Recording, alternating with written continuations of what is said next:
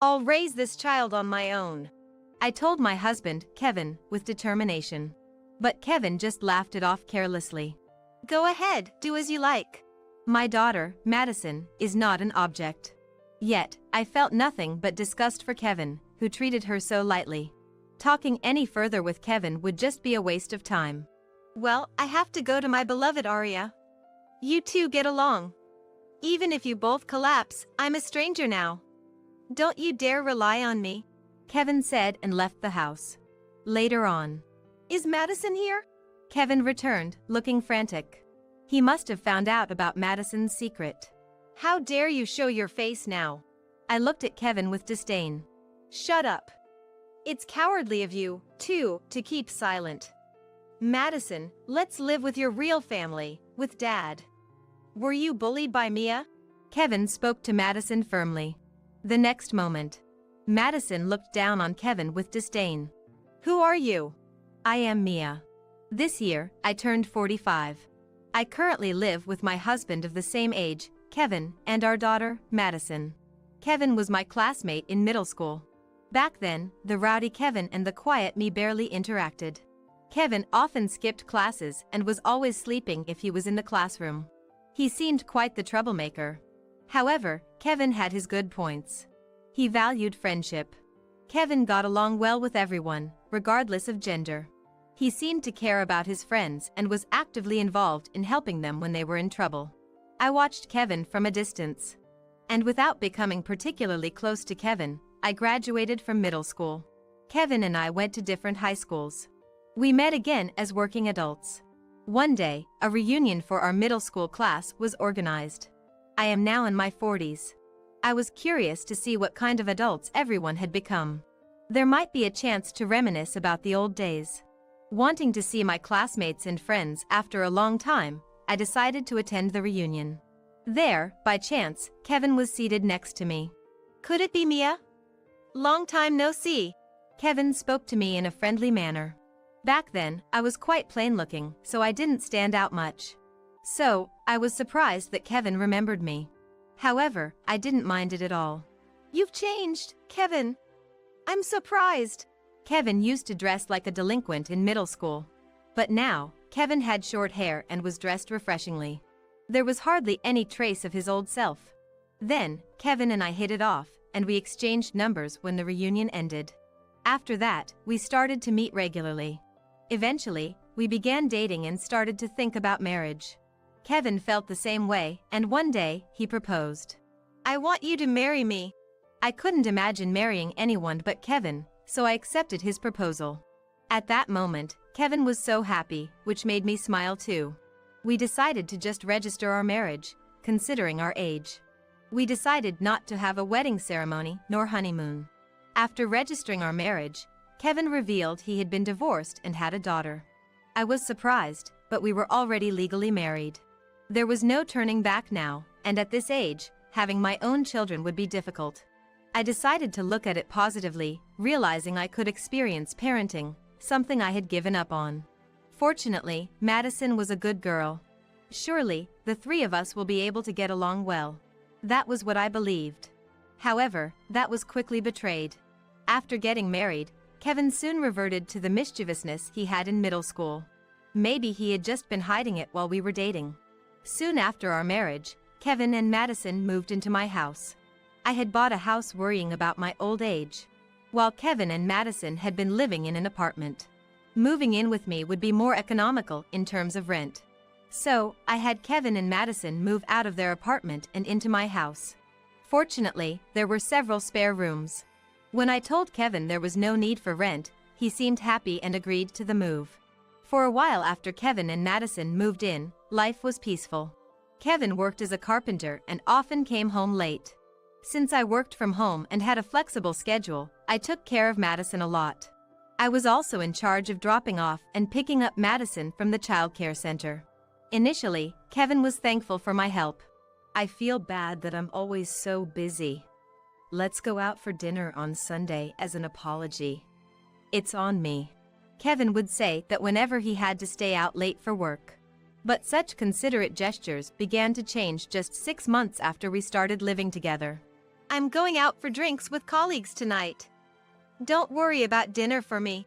Kevin would send such messages and then not return home until morning. We were still newlyweds. This seemed completely unreasonable. So, in the morning, I tried to confront Kevin. However, he immediately locked himself in his room upon returning home, making any discussion impossible. I have a hangover, so please leave me alone.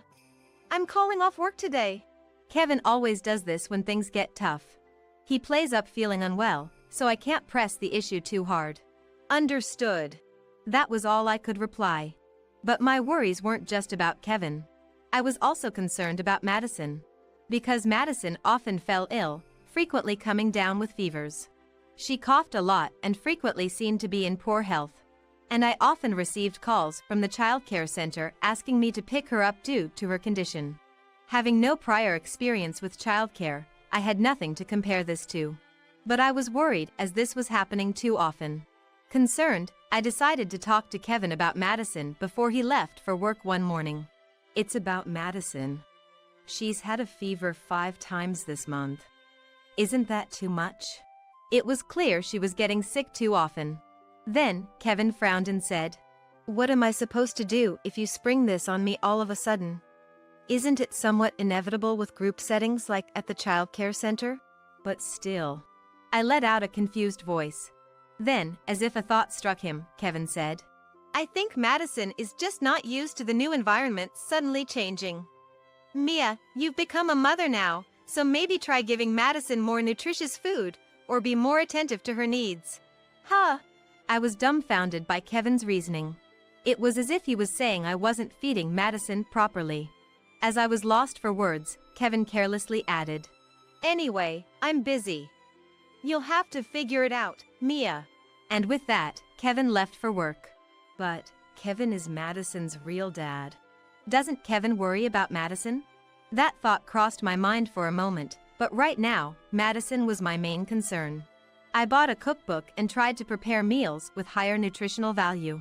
But despite my efforts, something unexpected happened one day. That evening, as I was cooking dinner, I felt something was off because I couldn't hear Madison, who should have been in the living room. Usually, Madison would be watching TV and singing happily. Madison? What happened? I went to the living room to check on Madison and froze. Because Madison had collapsed. Her expression was full of pain. "Madison, are you okay?" I rushed to her and called out. But there was no response. So, I immediately called an ambulance. At the hospital, I learned something unexpected. Pediatric cancer? Yes. We'll need to discuss and decide on a treatment plan going forward. The doctor calmly explained the situation. Though I felt on the verge of panic, his composed demeanor helped me stay calm. It was decided that more detailed tests would be conducted tomorrow to determine the treatment plan. As specialists weren't available on Sunday. "Mom, can we go home today?" Madison, now conscious but waking up in a hospital, seemed anxious. "Yes, it's okay. Let's go home together," I answered Madison with a smile. It was Sunday, but Kevin wasn't at home. Because he had gone out drinking with friends. He had been looking up bars excitedly on his cell phone the day before. Kevin had left the house before noon and it was unclear if he would return today. I have to talk to Kevin properly. Madison's illness is serious, and it's necessary for Kevin to understand the gravity of the situation. However, Kevin recently hasn't been much involved in taking care of Madison. Honestly, I'm not even sure if there is any parental love for Madison. That's why I can't predict how he will react. I dread thinking about what's to come. I sighed to myself, alone with my thoughts. But that day, Kevin didn't come home. And he still hadn't returned by the next morning. "Madison, let's go." With no other choice, I took Madison early in the morning to the hospital where she had been taken by ambulance the day before.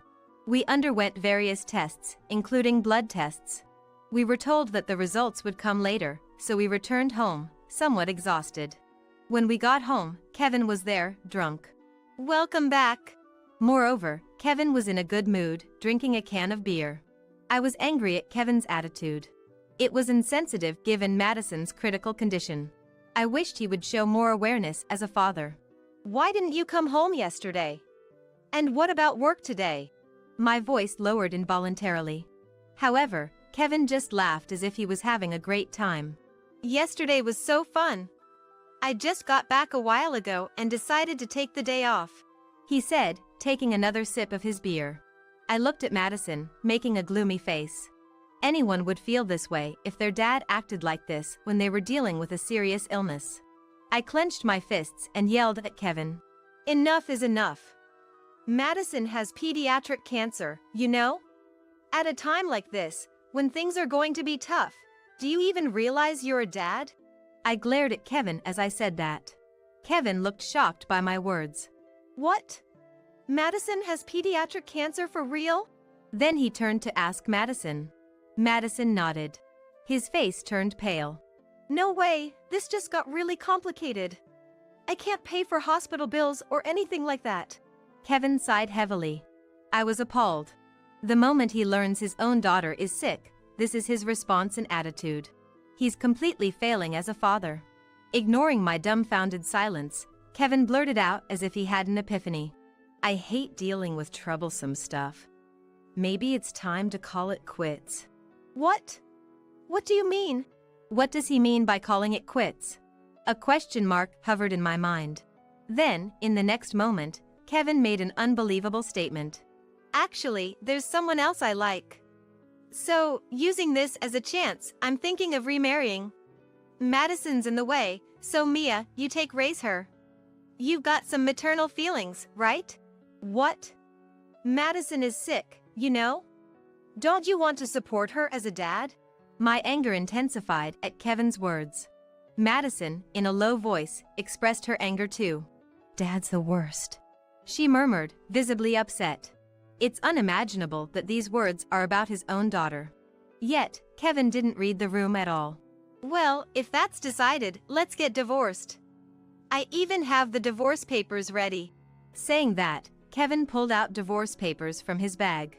He must have been thinking about remarrying someone else all along. Otherwise, there's no reason for him to have divorce papers prepared. Kevin, looking pleased, said, Of course, you'll have custody of Madison. I can't deal with a sick child. He said this with a laugh. Truly, he's finished as a father. Madison looked anxious at Kevin's words. Mom. She clung to me, her face pale. I realized when I looked at Madison. I couldn't leave her with Kevin, the absolute worst. Even if Madison wasn't my biological child, I loved her deeply. That's why I made my decision. I'll raise this child on my own, I told Kevin with determination. But Kevin just laughed it off carelessly. Go ahead, do as you like. Madison is not an object. Yet, I felt nothing but disgust for Kevin, who treated her so lightly. Talking any further with Kevin would just be a waste of time. Well, I have to go to my beloved Arya. You two get along. Even if you both collapse, I'm a stranger now. Don't you dare rely on me. Kevin said that and left Madison behind, walking out of the house. This is so frustrating. A tear rolled down my cheek. Kevin showed no awareness of his role as a father to the very end. Madison wouldn't have been rewarded with such a father. I looked at Madison. Then, Madison smiled sadly. I'm okay, so don't worry about me, Mom. I'm really sorry for causing so much trouble over this. She muttered hesitantly. It's no trouble at all.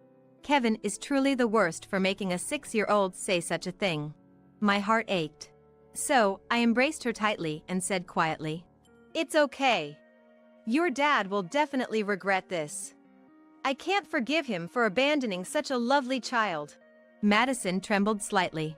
Thank you, Mom. Tears overflowed from her eyes. Days later, Madison and I were living happily together. Fortunately, we were able to manage with outpatient treatment without the need for hospitalization. I couldn't forgive Kevin, but the time spent with Madison was healing. We took the opportunity to make sweets together and cherish our moments as a duo.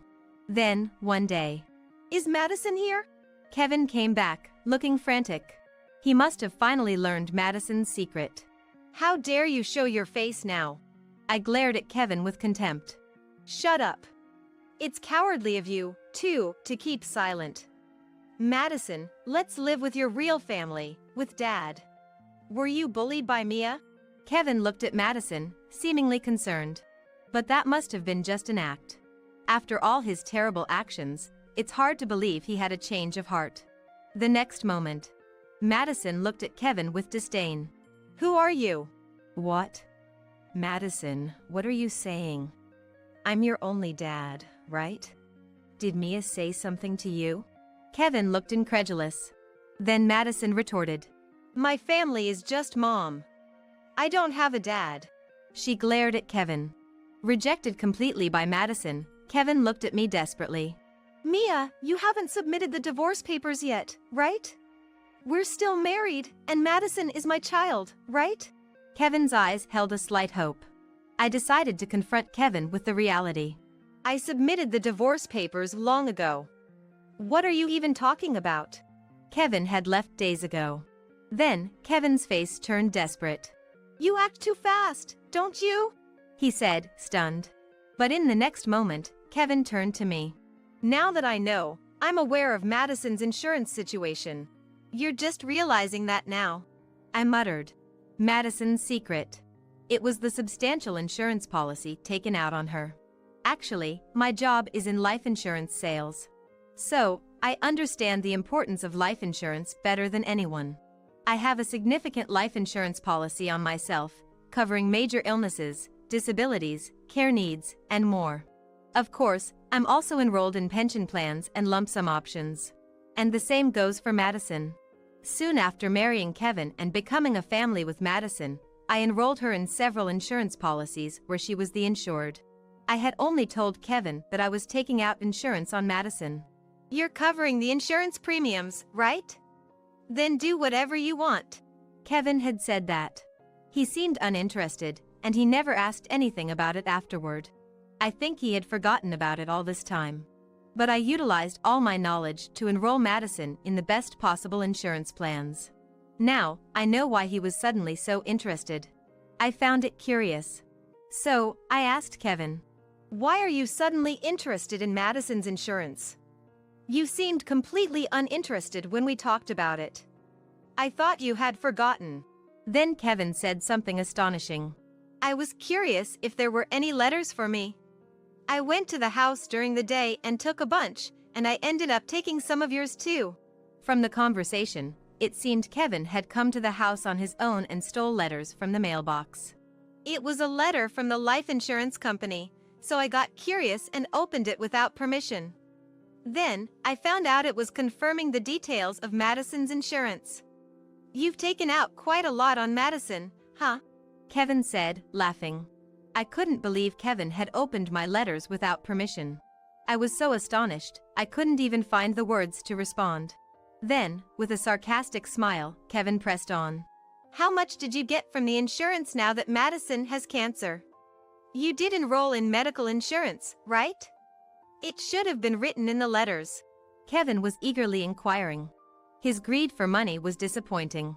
Not once since he learned of Madison's illness did he show any concern for her. I didn't feel obliged to kindly inform such a person. So, I decided to feign ignorance. Who knows? What are you going to do with that information now? We're divorced, so you can't get any insurance money, you know? Kevin looked frustrated at my response. That's because you're keeping silent. Why does he even think he's entitled to any money? I decided to confront him with reality. First of all, I'm the policyholder for Madison's insurance, okay? I'm the one paying the premiums. Why would you, who did nothing, think you have any rights? Then, uncomfortably, Kevin suggested, I'll remarry you. If we're married again, the insurance money becomes shared property between husband and wife, right? He seemed to realize he was at a disadvantage. I think that's natural too. Because Kevin hasn't contributed at all to the insurance premiums for Madison's policy. He must have concluded that even he couldn't claim any rights under those circumstances. I firmly stated, no thanks. Weren't you going to remarry Arya? I have no intention of remarrying at all. Who would remarry someone like him? I rejected him outright. Then, Kevin clung to me. I can't remarry anymore. The marriage with Arya is off. Kevin slumped, defeated, as he said this. What? What do you mean? You left the house so happily. I couldn't help but ask Kevin. Madison looked as surprised as I felt. Indeed, Kevin had said he was going to remarry Arya and left the house. Suddenly, the marriage was off. What has happened? Madison also seemed puzzled by the turn of events. Then, awkwardly, Kevin started to explain. Actually, after moving in with Arya, we spent all our time playing around, and I ended up getting fired from my job. Then Arya dumped me. I see. I was just astounded by Kevin. Turns out, Arya wanted to be a housewife. She said she didn't want a man without money and kicked me out of her house. Kevin was scratching his cheek, looking embarrassed. Even so, I had no intention of getting back together with Kevin. Just because Arya dumped you, you think you can come back? Anyway, I won't remarry you, Kevin. And you have no rights to Madison's insurance, just so you know. Don't say that, please. I'm begging you. Kevin was desperately pleading with me. But my stance remained unchanged. I've decided to live my life with just Madison. Why don't you start a new life, too? I responded coldly. Then Kevin let out a disgruntled sound. I was planning to take Madison's insurance money and go back to Arya. If I had the money, maybe we could get back together. Just give me the money already. So, that's your true intention?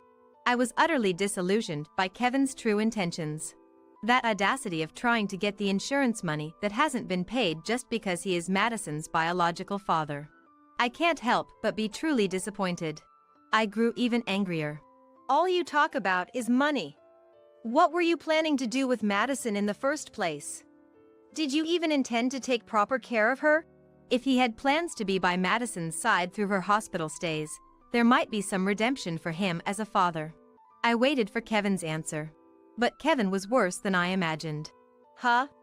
As if I'd bother with such troublesome stuff. Once I get the insurance money, I'd just leave her at some facility. If it's one attached to a hospital, they'd probably take her in, right? He said it as if it was the most natural thing in the world. You're the worst. I was speechless. Kevin seemed to have no awareness of being a father at all. He wasn't worried about Madison. Instead, all he saw was money. So, it's just about the money after all. And you call yourself a dad? I'm truly appalled. Besides, the insurance money has a designated beneficiary, so even if you got custody, it wouldn't matter. What? What do you mean? I sighed as I explained. Kevin seemed to think having custody would allow him to receive the insurance money. However, insurance policies usually have a designated beneficiary set at the time of the agreement. So, Kevin had no right to the money. Kevin was holding his head in his hands. Great! No job, no wife, no place to live. What am I supposed to do now? Kevin looked desperate. That's not my problem. Why don't you find a job? Somewhere I don't know. All of this was the result of Kevin's own actions. If he had been serious about his job, he wouldn't have been fired. It's entirely his responsibility. But Kevin seemed uninterested in working for himself. Cornered, Kevin seemed to have an idea. And then addressed me. Right. I'll stay and look after you too. It's risky for women to live alone, right? Besides, it might be reassuring for you to live with someone familiar. Kevin said this with hopeful eyes.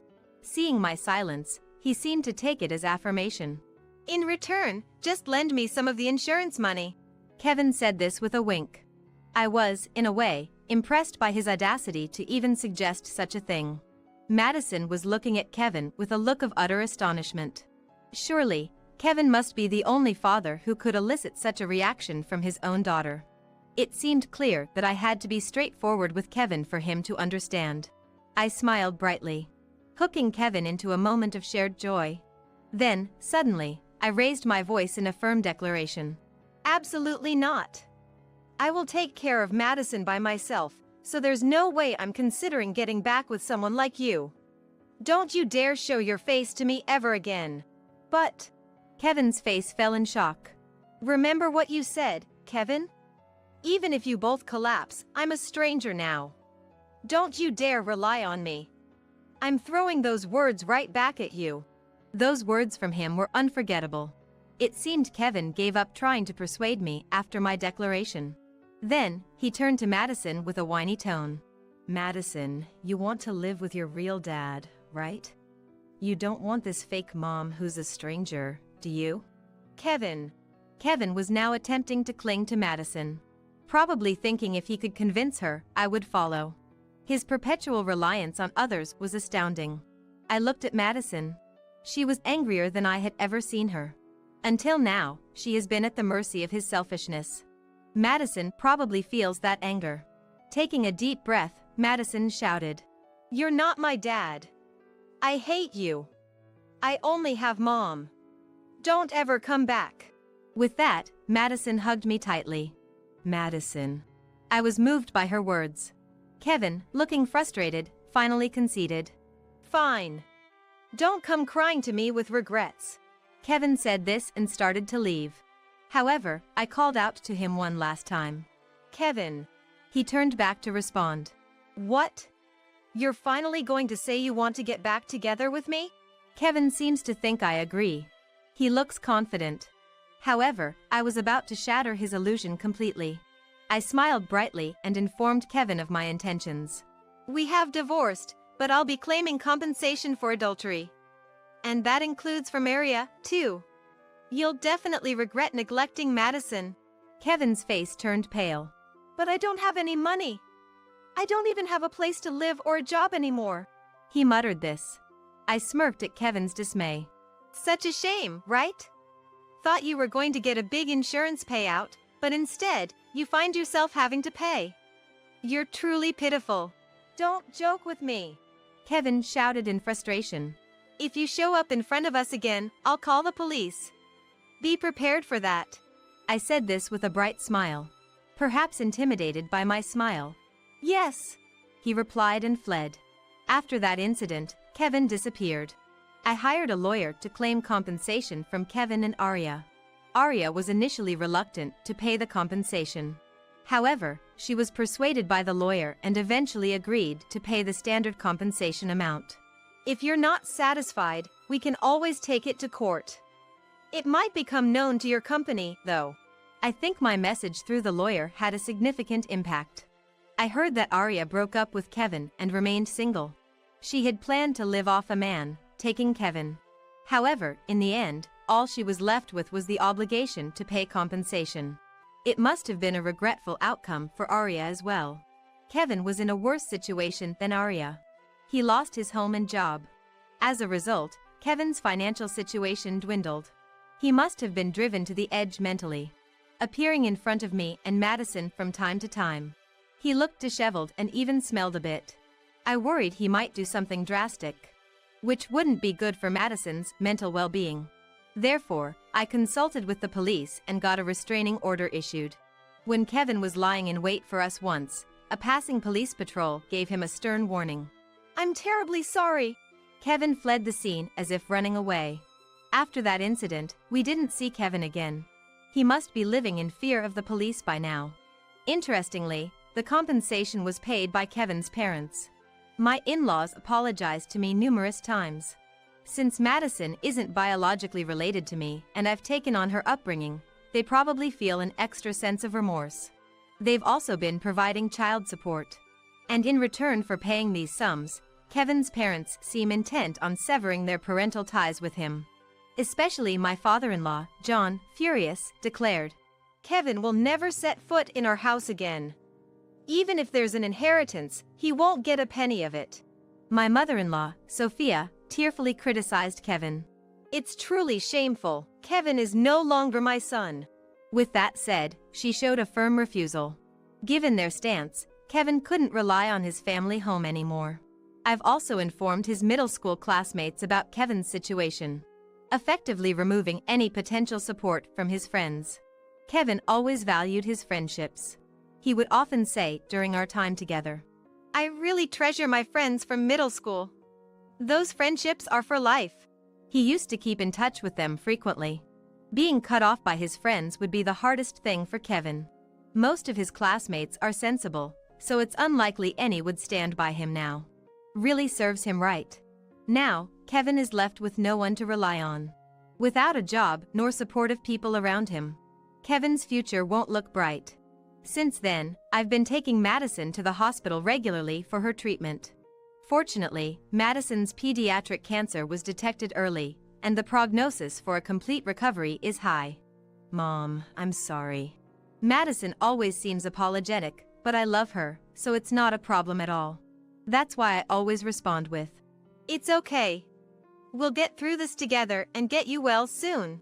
The treatment has only just begun. There will be many challenges ahead. But as long as Madison and I are together, I'm sure we can overcome them. Every day, I strive to become the true mom Madison deserves. "Here, this is for you, Mom." Emma said so, but then in the next moment, she flipped the stew onto the floor. "What?" It was the first time my son, Michael's family had come over to our house. I was preparing dinner with Stella, my daughter-in-law, and Emma, my 3-year-old granddaughter. But then Emma, instead of placing the stew at Stella's seat, deliberately spilled it on the floor. It wasn't because she tripped or slipped. She clearly did it on purpose. "Wasting food like that. Why would you do something like this?" I couldn't help but scold Emma harshly. "Because I thought it was easier for Mom to eat." Startled by being scolded, Emma said, crying and shaken. "Easier to eat?" I couldn't believe Emma's words and unconsciously repeated them. "Mom always eats on the floor." "What do you mean?" Sobbing, Emma tried to explain. Hearing Emma's surreal words, I looked at Stella to question her. Seeing Stella with a pale face and her shoulders shrunken, I felt she was hiding something. "Good morning." Today, as always, while looking at the portrait of my deceased husband, I greeted. I have been living alone since my husband Ian passed away a few years ago. The expression on Ian's face in the portrait is grumpy, with a deep furrow between his brows. Thinking back, I hardly ever saw him smile during his lifetime. Our marriage was arranged, and from the beginning, we were careful with each other. We barely spoke, each of us strictly keeping to our roles. A happy marriage seemed far from achievable, and we never went out together even on holidays. At that time, I didn't have friends to call my own, and of course, it was a time when there were no mobile phones, so I came to think that's just what marriage was. Ian would lock himself in his room or go out alone on weekends, coming back late at night. And sometimes we wouldn't even talk at home, always an icy atmosphere prevailing. Yet, my in-laws were persistent in wanting to see a grandchild. Suspecting illness due to the lack of childbirth news, they urged me to go to the hospital repeatedly. Ian, for his part, seemed annoyed being nagged, shared the bedroom with me just for one night. Luckily, I became pregnant and decided to pour all my love into raising the child. Ian showed no interest even as my belly grew, mercilessly assigning me household chores even when I was immobilized by morning sickness and wasn't even there for the birth of our child. When I was too exhausted and asked Ian for help, he dismissed me by saying he was busy. However, when our son Michael was born, Ian changed as if he were a different person and actively involved himself in parenting. For the first time, Ian suggested we go shopping together with Michael. "What kind of picture books should we read to Michael?" I couldn't hide my joy and spoke to Ian more than usual.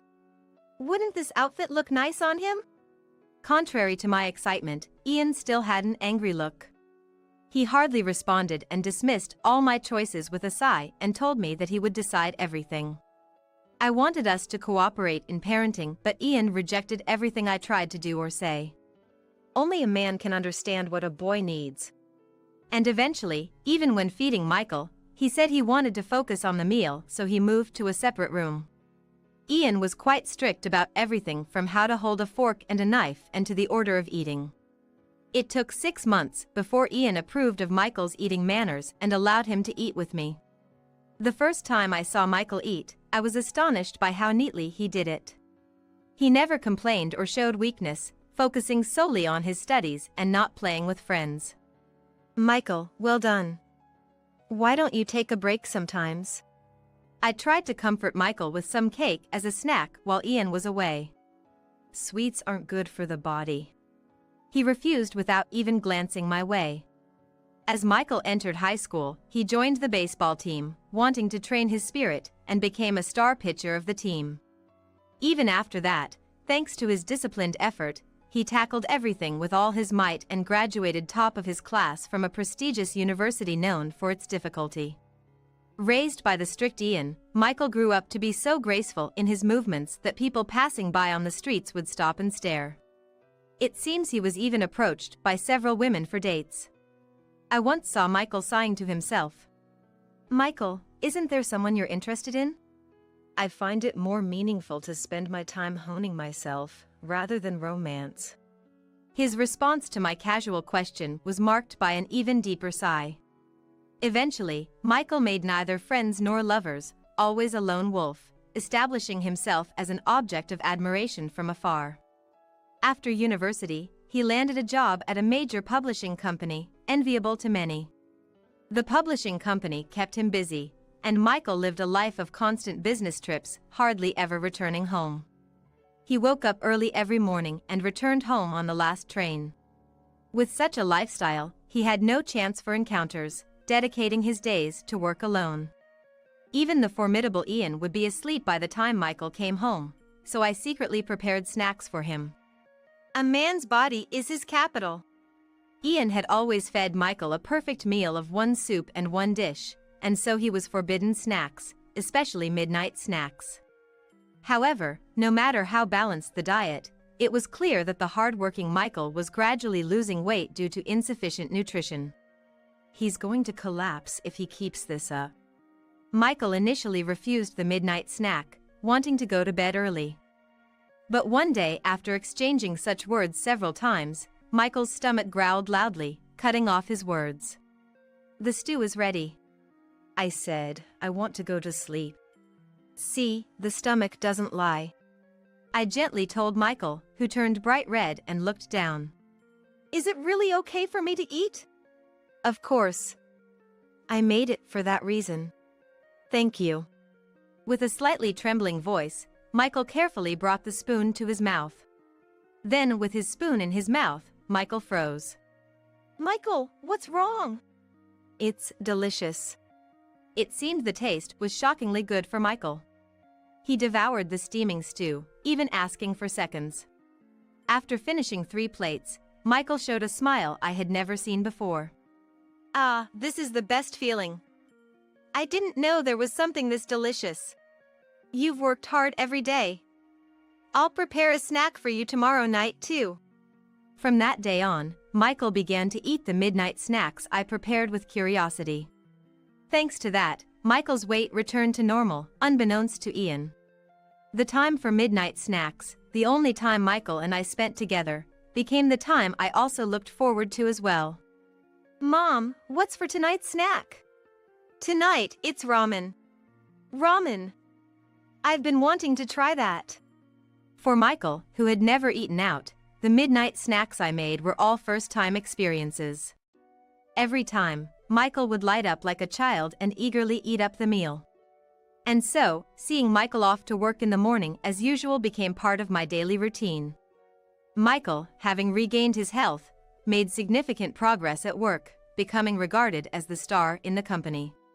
This led to a series of invitations from women, it seems. Seeing this, Ian, perhaps unable to stand it, recommended an arranged marriage, and quickly, the discussions concluded, and Michael ended up getting married without any prior dating experience. Michael married Stella, a woman who worked as a secretary to the president of a famous company. Though she was of a quiet demeanor, she appeared to be a polite, serious person. "I am inexperienced, so I ask for your kindness." At our first meeting during the introduction, Stella greeted us politely, a rarity these days. "I will do my best to be a good wife and support Michael." Stella smiled softly, narrowing her beautiful eyes, and I thought she looked as beautiful as a blossoming flower. "We're going to be family, so don't hesitate to rely on us for anything." Happy as if I had gained a daughter, I exchanged contact information with Stella and told her so. Stella, coming from a family that lived a bit far away, nodded happily to my words. "Thank you very much. It's very reassuring." Then, the newlyweds moved to the neighboring town. Anticipating they might have a lot of unfamiliar things to deal with in their new life, I decided to frequently send messages via mobile phone. However, when I asked if they needed any help, Stella, who was already domestic and skilled in household chores, seemed to have quickly won over Michael's heart. It appeared Michael often had to go on business trips due to work, but they seemed to get along well, going shopping together on holidays. Not only that, but Stella also took care of me by giving me candies when I had a sore throat or recommending a good plaster when I mentioned I had hurt my back, always considerate towards me. She would quickly reply to my messages, so I thought there was no need to worry. When I told Ian about Michael and Stella, he nodded as if to say, of course, making me completely at ease. I'm happy to see them so happy. Michael and Stella were blessed with a daughter named Emma in their 4th year of marriage, bringing me great joy. And I think even Ian softened a bit. However, life doesn't always continue happily. Before Emma turned 2, my Ian suddenly collapsed. Ian, who had lived a life rarely seen smiling, seemed to have been unknowingly harboring stress. By the time he was advised to be hospitalized, it was too late, and cancer had spread throughout his body. And so, Ian passed away, leaving us behind. After the funeral, as I started living alone, messages from Stella, which used to come frequently, gradually became scarce. Even when I offered to help with childcare, I was gently refused, not wanting me to go through the trouble. It started after Ian's funeral.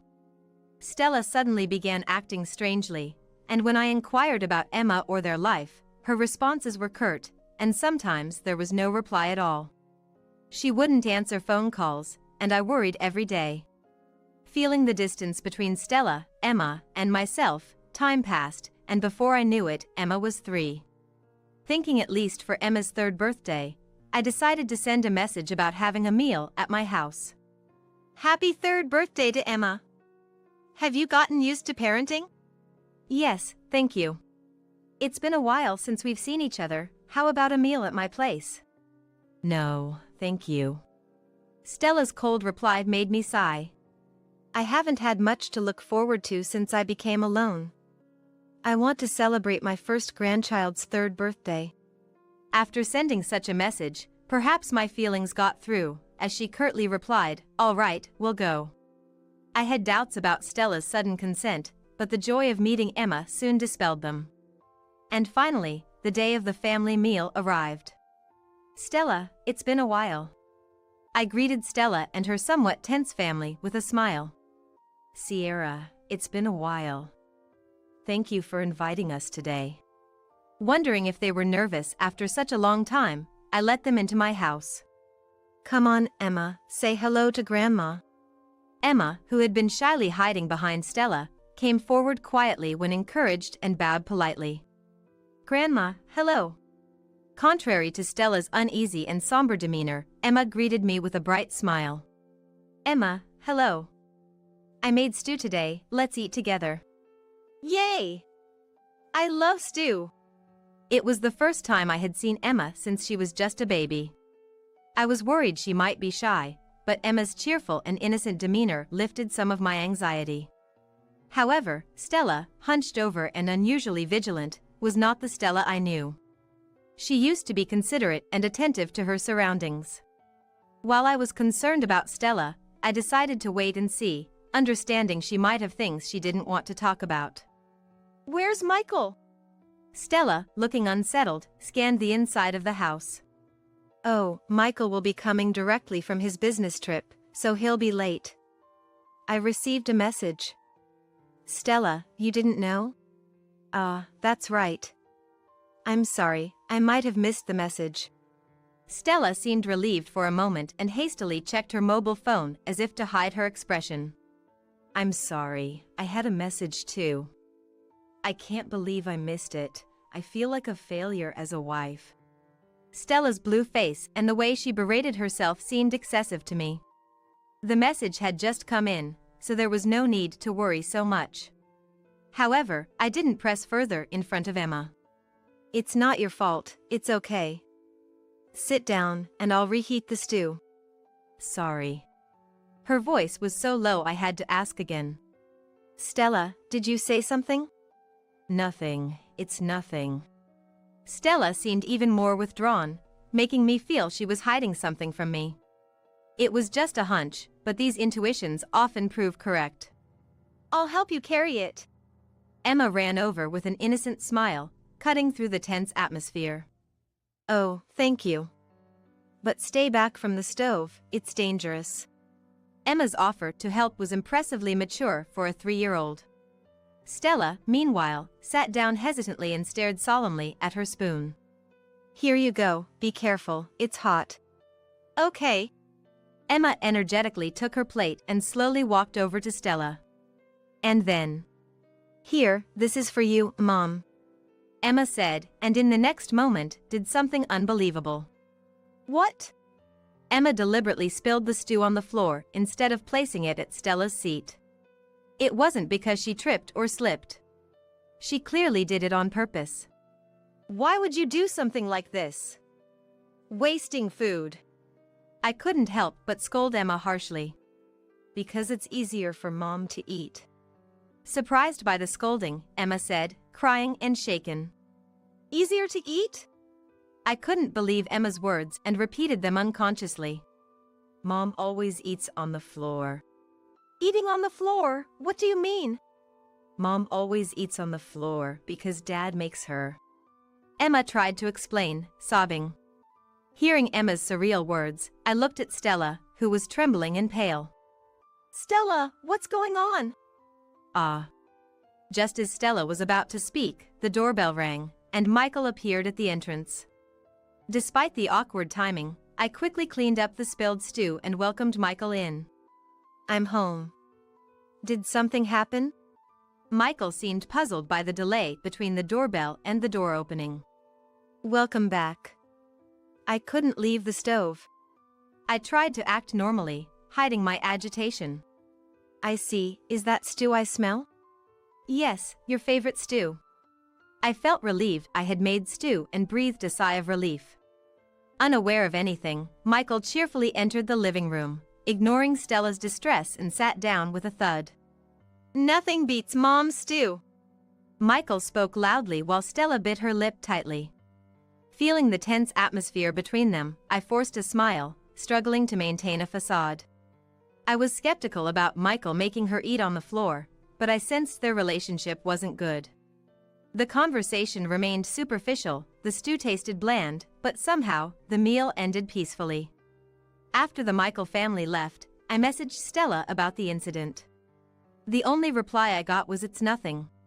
It can't be nothing. I murmured quietly to the mobile phone screen, reflecting on our interactions. Stella's messages have been cold lately. The distant replies didn't seem like they were coming from the caring Stella I knew. Thinking about the incident made me wonder if Michael was controlling her phone. I can't overlook what just happened.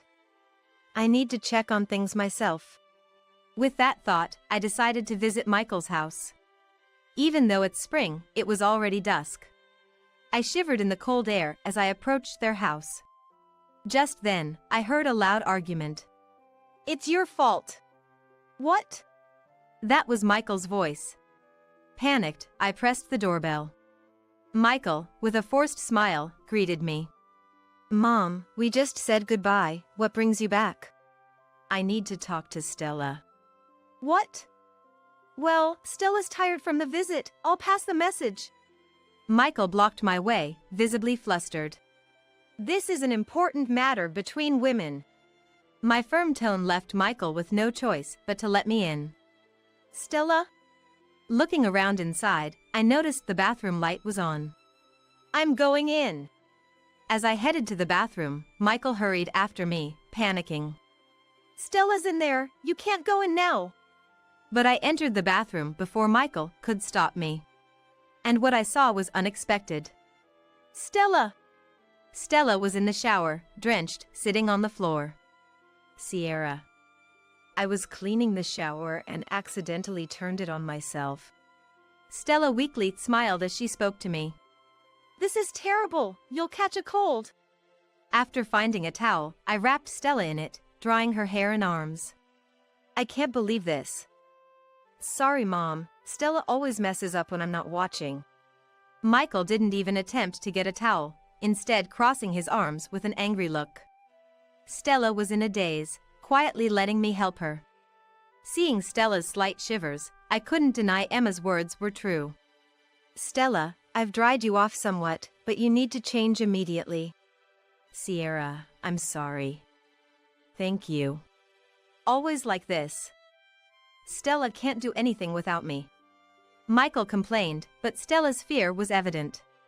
Pretending to use the bathroom, I discreetly called the police, and soon the doorbell rang, signaling their arrival. Who's that? Michael answered reluctantly. We've received complaints about loud noises from this house. The officer said, to which Michael lied about a misunderstanding. The officer insisted on speaking with us after checking the neighborhood. Today's a bad day. Scratching his head, Michael opened the door. 3 officers entered swiftly, one securing Stella and Emma while the others restrained Michael. What? Michael resisted desperately, but the officers were unfazed. What the hell? What did I do? He knew he couldn't fight off the police, but he still tried to make himself loose. To that the police said in a low voice, "If you don't calm down, you're obstructing the execution of our duties." Michael turned pale and suddenly became quiet. Meanwhile, Stella, overwhelmed by the sudden events, saw the subdued Michael and burst into tears. Looking at me and the officers, she spoke quietly. I can't take it anymore. Stella revealed her pent-up frustrations. As soon as we got married, he submitted my resignation without my consent. I protested to the CEO, but no one believed me. Rumors had spread that Stella complained about her low salary and was unhappy with the CEO, none of which were true. Ultimately, her resignation was accepted despite her objections. Life became hell after I became a housewife. First, her mobile phone was taken away. In her unfamiliar married life, it seems Stella had many things she wanted to discuss with me or her parents, but Michael wouldn't listen. Especially about meals. Whatever I cooked was always criticized as bad. I wanted to ask Sierra for recipes, but was told to figure it out on my own. At first, it was just verbal criticisms, so Stella thought she could bear it. Things got worse when Emma was born. He did help with childcare, but... Michael appeared to be a kind and good father to Emma, but his verbal abuse towards Stella in her presence increased. After Ian passed, the harassment intensified. Verbal abuse became a routine. Stella was ordered to eat meals on the floor and endured days of being overworked by Michael. When they went shopping, she was only allowed to buy what Michael specified, limiting her outings to the bare essentials. Any slight dissatisfaction from Michael, like a lightly cleaned area or a wrinkled shirt, resulted in Stella being doused with cold shower. Using water as a means of harassment left no physical marks. I had no one to turn to. It was so hard. Tears fell again from Stella's eyes. She confirmed my suspicions of her suffering under Michael's harassment. You've been enduring all alone. It must have been so hard. I regretted not noticing the signs earlier. As I comforted Stella, I reflected on my actions. Michael faced interrogation after everything was revealed. During the interrogation, Michael sat arrogantly, denying any wrongdoing. An officer, unable to overlook Michael's behavior, pressed him hard. Why Stella acted fearfully around Michael, and the reason Emma naturally spilled the stew on the floor were questioned. Even without visible marks, harassment traces could be investigated with modern medical technology, the officer sternly stated. Finally cornered, Michael confessed. I've been under a lot of stress. Michael murmured as if speaking to himself. He resented the strict discipline enforced by his father since childhood. He was strictly told about the order of the meal he ate and the right size he was supposed to eat in one bite. You can't even do this. Harsh scoldings for minor mistakes were part of his upbringing. Forced to learn kanji and English at a young age, Michael was made to revise tirelessly for any mistakes. In elementary school, while peers enjoyed games, Michael was sent to unwanted lessons and cram schools. He revealed his dissatisfaction with all of it. In high school, he was forced into a strict baseball team, despite having no interest. The first time I played soccer during a break, I found it incredibly fun, but my father never allowed me to switch to the soccer team. I was shocked by Michael's words. I trusted Ian to take care of meals in another room, never questioning it, and rejoiced at Michael's academic and extracurricular diligence.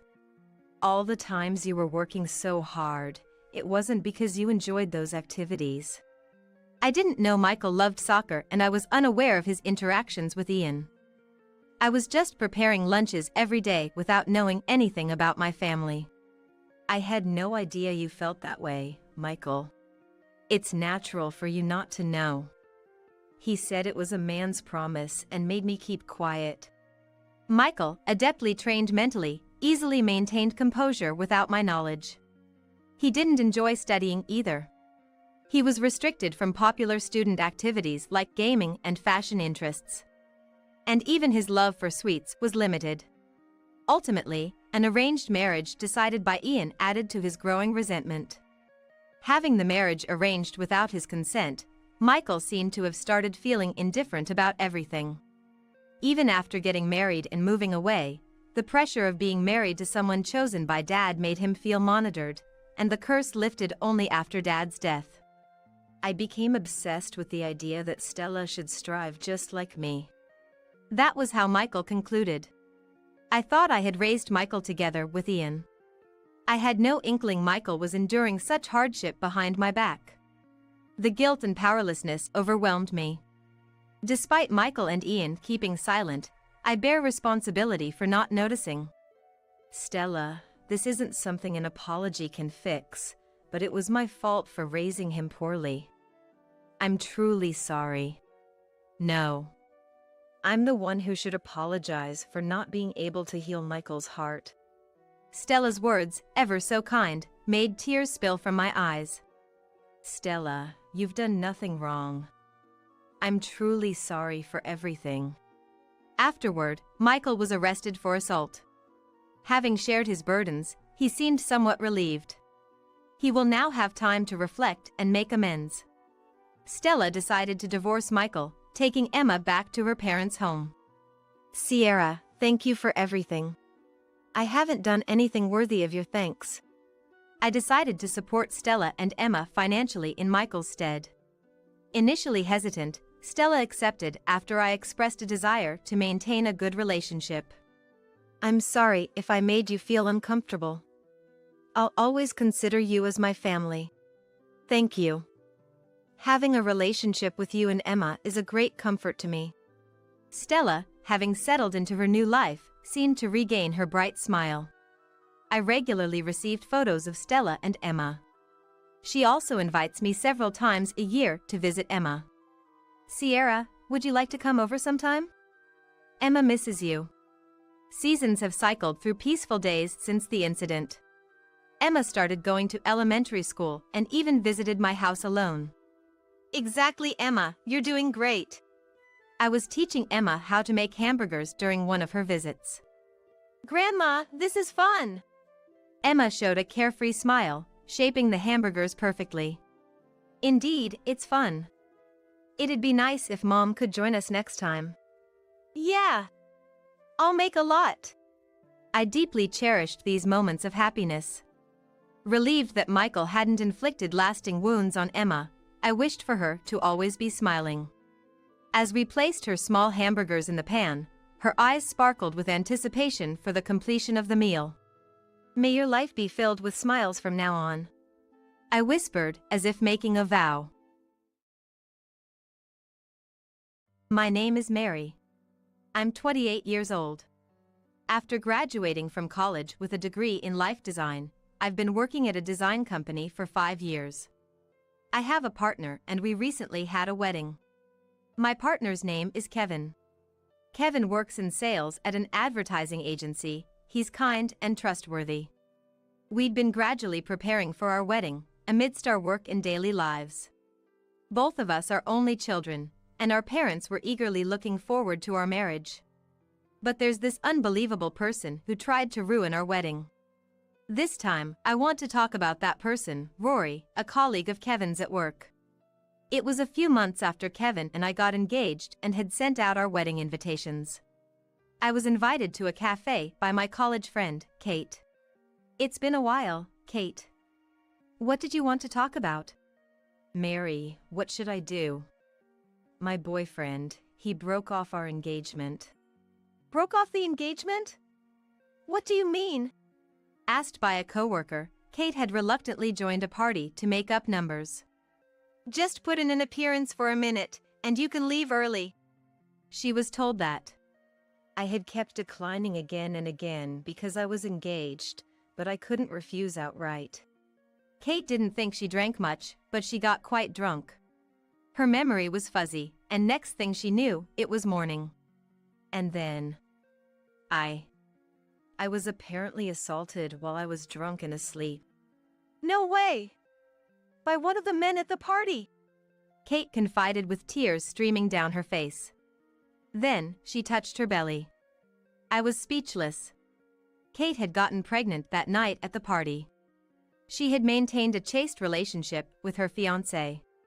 It definitely wasn't her fiancé's child. Kate couldn't keep it a secret and confessed everything honestly. Then, her fiancé exploded in anger. He scolded her for her careless behavior and called off their engagement. After telling me this, Kate broke down in tears. What should I do? I'm so stupid. I never thought this would happen. Kate, it's not your fault. The man who assaulted a drunk woman is to blame. It's a crime. We must make the man responsible face the consequences. We must never give up. I decided to be there for Kate, no matter what. So, do you know who the guy is? Yeah. There were 3 men, but the most suspicious one is... I was shocked to hear the name. There was someone with the same name among Kevin's colleagues. When I told Kevin about my conversation with Kate, he looked pained. Rory! Damn it! What a terrible thing he's done. Is it really him? The Rory who's your colleague? Yeah. He was bragging a while back about sleeping with a woman from a trading company. We can't forgive this, Kevin said, clenching his fists tightly. Rory worked in sales at the same advertising agency as Kevin, and he's the son of the executive director. His personality was frivolous and he was a bit of a show-off. He tended to get carried away and acted recklessly. Moreover, he lacked a sense of responsibility and tended to shift blame and escaped when things went south. Someone else will clean up his mess, he thinks. He's the worst. He's even blamed me for his mistakes several times. Truly awful. We must make Rory pay for what he did to Kate. In secret, we began to help Kate prepare to sue Rory. Then, a few days later, the day of my wedding with Kevin arrived. The issue with Kate was still unresolved, but the wedding couldn't be postponed. I did contact Kate to apologize. I'm sorry, my friend is going through a tough time, and here I am getting married. Don't worry about it. I'm sorry for canceling my attendance so suddenly. Kate congratulated me on my wedding multiple times. Determined to honor her feelings, I decided to make today's ceremony beautiful. But one thing bothered me. Rory, a colleague of the groom, was also there. I'm really sorry. If we didn't invite him, it would cause trouble later. It's okay. We can't help it. Let's make him pay for his crimes after this is over. Rory was making a scene, drinking more than enough welcome drinks. He was more conspicuous than us at our wedding reception. And it wasn't in a good way. His face was bright red. His eyes leered. And he wouldn't stop talking. His inner ugliness was all too apparent on the outside. This man ruined my dear friend's future. I wished he would just leave. But I couldn't say such a thing. I endured it, following Kevin's lead. All the while, Rory continued his commotion. As the reception progressed, it was time for the best man's speech. Suddenly, Rory enthusiastically raised his hand. Hey, hey, hey! Let me as a colleague say a few words first. It wasn't planned, but Kevin's dad allowed it, thinking it was a good opportunity. Kevin and I exchanged glances. We had a bad feeling. Rory, unsteady on his feet, went to the microphone and bowed. Then he grinned. Actually, I have some unfortunate news for everyone here. Our groom, Kevin. You see, he once impregnated my girlfriend. The banquet hall erupted into chaos. Everyone's attention turned to Kevin. I saw Kevin's mom faint in the family section of the groom's side. My relatives stood up one after another and demanding. What do you mean? Explain this. Kevin was cornered and visibly shaken. The staff was confused. Rory was laughing loudly. He clearly enjoying the turmoil he caused. I couldn't stand it anymore. Enough is enough.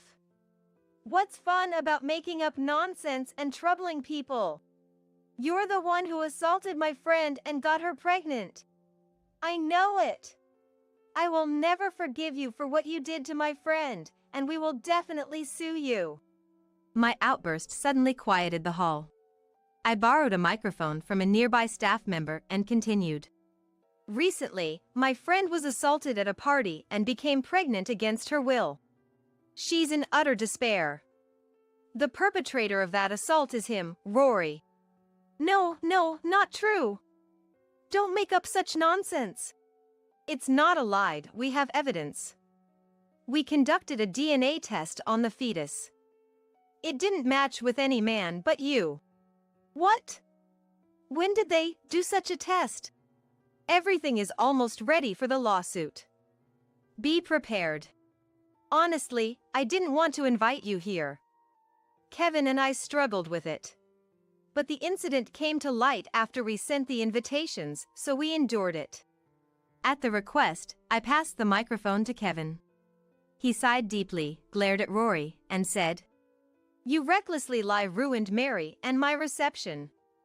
I'll never forget this grudge. You will pay for your crimes. Now, all eyes in the hall were on Rory. Caught in his guilt, Rory started yelling pathetically.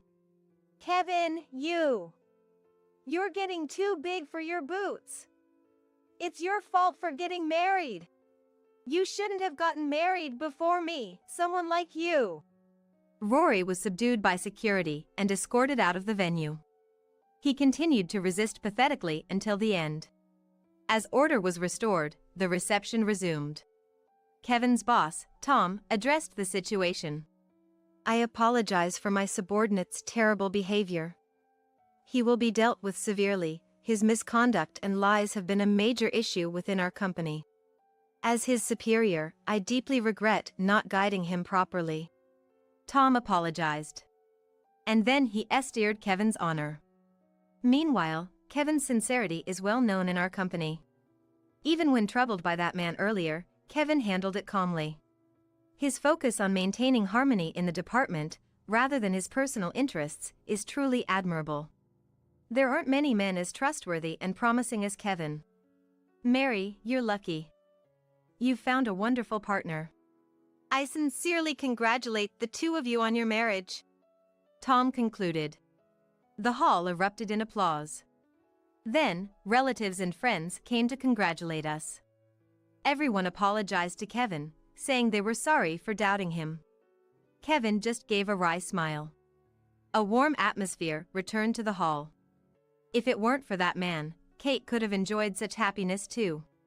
While enjoying the reception, my hatred for Rory deepened. Later, I heard Rory was hung out to dry at Kevin's company. Tom was really angry and explained everything at the executive meeting. The executive director, Rory's father, was present. He deeply apologized to the president and everyone in the meeting room. Please allow me to apologize, as a father. My son has caused you all great inconvenience. I'm truly sorry. Dad! No, it's not like that. I didn't mean to. About the party, it was just the alcohol and an irresistible force. Shut up. I don't want to hear another word from you. I made a mistake in how I raised you. You're a burden to the company, a disgrace to our family. You're the blemish of my life." Even after being disowned by his father, Rory continued his pathetic resistance. But his misconduct and foolishness were already well known to all. Not a single employee sided with Rory or tried to help him. Eventually, Rory chose to resign voluntarily. Everyone at work was relieved. Kevin told me that. It was truly pitiful to be rejoiced at one's departure. Naturally, no one attempted to organize a farewell party for Rory. Packing his belongings, Rory left the company with drooped his shoulders. There were developments in the assault case too. Kate's former fiancé filed a claim for damages against Rory. The cost of the engagement ring, the money paid to the venue, cancellation fees, and more. He had covered most of it. The claim for damages is quite substantial. "Kate, what about you? The Rory's lawyer offered a settlement, right? I absolutely refuse to just take the money and end this. He must atone for his crime." Kate no longer had the baby in her womb. She had a miscarriage at 4 months. Likely it was due to the intense stress and sorrow she endured. The sad experience seemed to have made Kate stronger.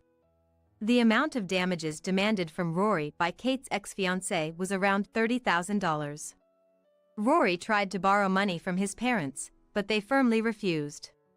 So, he had to cover it all with his savings and loans. Rory tried to find a new job but struggled to make it to the final interview. His frivolous appearance must be getting in the way, Kevin speculated. Recently, Rory has been working multiple part-time jobs just to earn his daily expenses. Most of the money he earns, however, goes towards paying off his debts. A few days later, I got a message from Kate saying she had filed a lawsuit against Rory. She was ready to fight, with her lawyer by her side. DNA tests and testimonies confirmed that Rory was undoubtedly the father of the child. Taking advantage of someone drunk and unconscious to commit a forceful act falls under the crime of sexual assault. The statutory penalty is a fixed-term imprisonment of at least 5 years. Unfortunately for Kate, Rory's lawyer was quite skilled. In the end, Rory was sentenced to 4 years in prison. As he was leaving the courtroom, he repeatedly apologized to Kate. "I was apologized to over and over, but I never thought of forgiving him. That's right. He should live the rest of his life atoning for his sins." Rory's actions, driven by his desires, disrupted Kate's life. The extinguishing of a small life was not unrelated to him. The crime committed by Rory was not only taking the precious life of a fetus but also subjecting the mother to immense stress. Rory, who acted recklessly without thinking of the consequences, caused suffering to many. He should spend his entire life atoning for his sins. I strongly wished it. The 4 years without Rory seemed to bring calm to many. I heard Kate recently started a new relationship. I told him everything. About being a victim of sexual crime, about the miscarriage. It was hard. But he said it must have been tough. I'll take care of everything. It's wonderful. Really wonderful that you found such a great person. When I heard the story, I couldn't help but tear up myself. A person who knew about Kate's emotional scars and the details of the incident, yet still chooses to stay by her side. He seems to be a much more understanding and kinder man than her previous fiancé. In these past 4 years, Kevin and I also became parents. Our child is a boy, now a 1.5 years old. Kevin looks after him when I'm not around. Every day, we're fumbling through parenting, hustling, and bustling. How about you, Mary? How's married life? Is the baby cute? Thanks to you, all is well. We fight sometimes, but our child is unconditionally adorable. I'm envious. I want a child soon too. I still think about the one I lost. Kate. Don't blame yourself, okay? Yeah, I'm fine. I'm looking forward. Someday, I want to welcome a child with my current partner. And this time, I want to love them with all my heart. Kate's emotional wounds will probably never completely heal. But I'm sure the happy times ahead will heal her. Let's both keep pushing forward. That day, Kate and I waved goodbye to each other. One day, Kevin told me he had encountered Rory, who had been released from prison. When he was walking down the street during work, Rory approached him. His hairstyle and look were different, but his eyes and way of speaking were the same. Kevin said with a look of disgust. Apparently, Rory had asked him for money. He's been going around asking acquaintances for money, even just $1. When he asked me if he managed to borrow any, I just replied, "Don't ask." Of course. No one would want to deal with him. Everyone knows about his crimes. What happened next? He started saying, "Why me?" So I scolded him. It's your own fault your life is a mess. Reflect on it. Rejected by Kevin, Rory slumped his shoulders and disappeared into the crowd. Later, Kevin heard a disheartening story about Rory from the executive director. Rory had cunningly swindled money from a young relative who had just started working.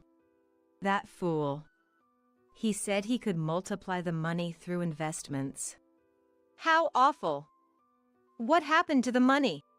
We caught him and made him return it all. Then, we cut him off. I'm fed up. I'm really sorry for the trouble my son caused, especially at your wedding. If he troubles you again, please contact me right away.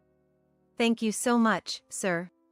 The executive director looked very tired, perhaps due to the stress. Having a child with such a character brought unimaginable hardships to parents. Kevin felt truly sorry for him. He strongly hoped his unfilial son, Rory, would receive the punishment he deserved. A few months later, on a holiday afternoon, Kevin and I went for a drive. The purpose was to get our child to nap. When we put him in the car, he fell asleep quickly. There was a large river running through the city, with vast riverbanks on both sides. When I was gazing out absent-mindedly, I let out an unintentional "Aw, what's wrong? Did you forget something?" "No, it's not that. I just saw someone down by the riverbank." "It was him." "Him? You mean Rory?" "Yes.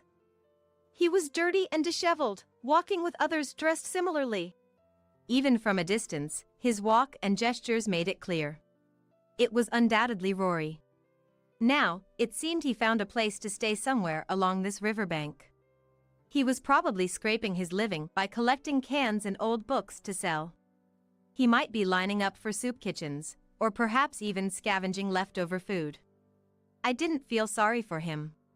Rather, it seemed fitting for someone like him. Rory, who hurt my friend and tried to ruin Kevin's and my wedding. For years in prison was too lenient. I thought he deserved to atone for his actions over a much longer period. Hoped he would fall even lower than where he was now. I strongly wished that. Life for Kevin and me has been smooth sailing. Calm, without major troubles, just as we'd hoped. Our relationship with both of our in-laws is good, and our child is growing up healthy. Neither Kevin nor I have any intention of spoiling our child.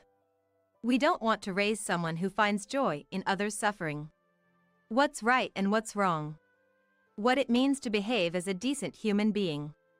I want to be a parent who can properly convey these values. Rory's crimes have led us to these convictions. In that sense, his existence may not be entirely useless.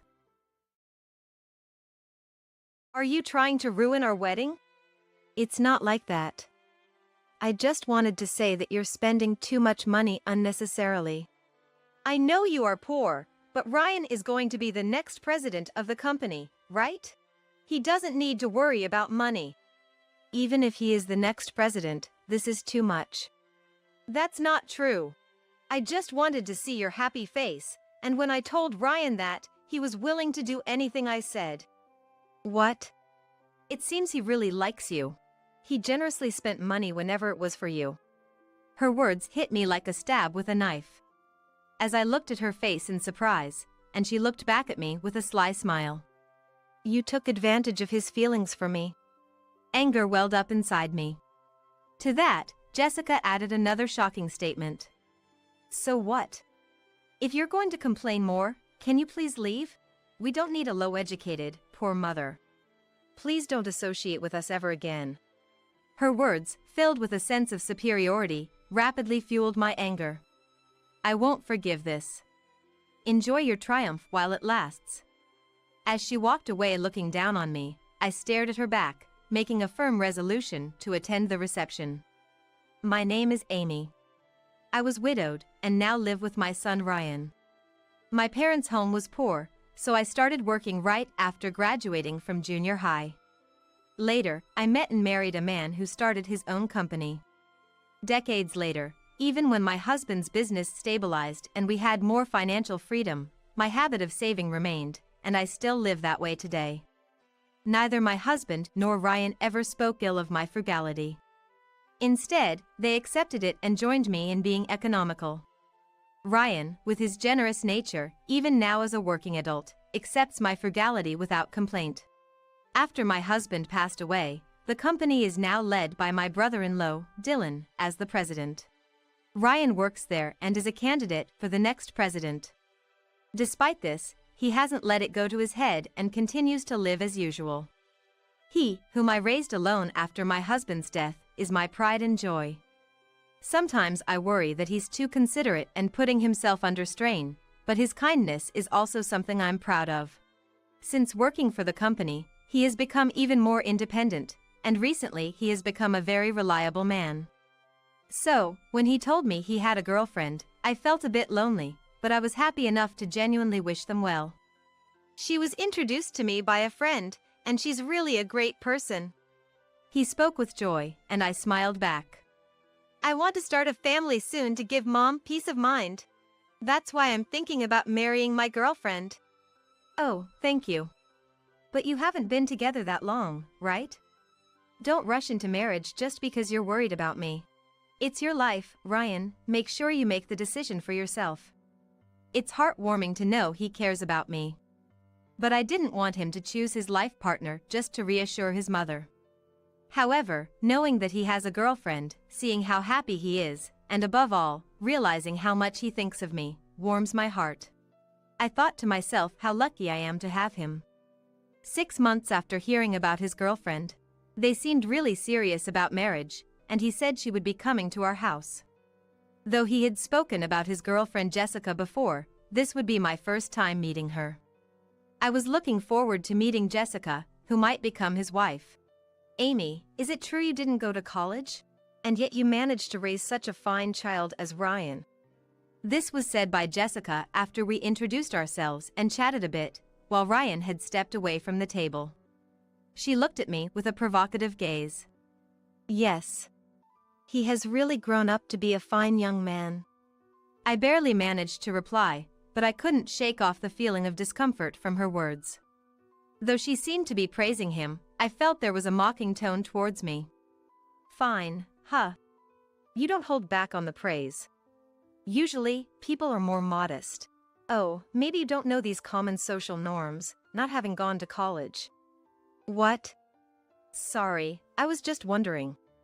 It's really amazing, though. Raising a child in a fatherless home, I could never do that. Her words said one thing, but her mouth was slightly smirking. What were you two talking about? When he returned and asked, she promptly replied.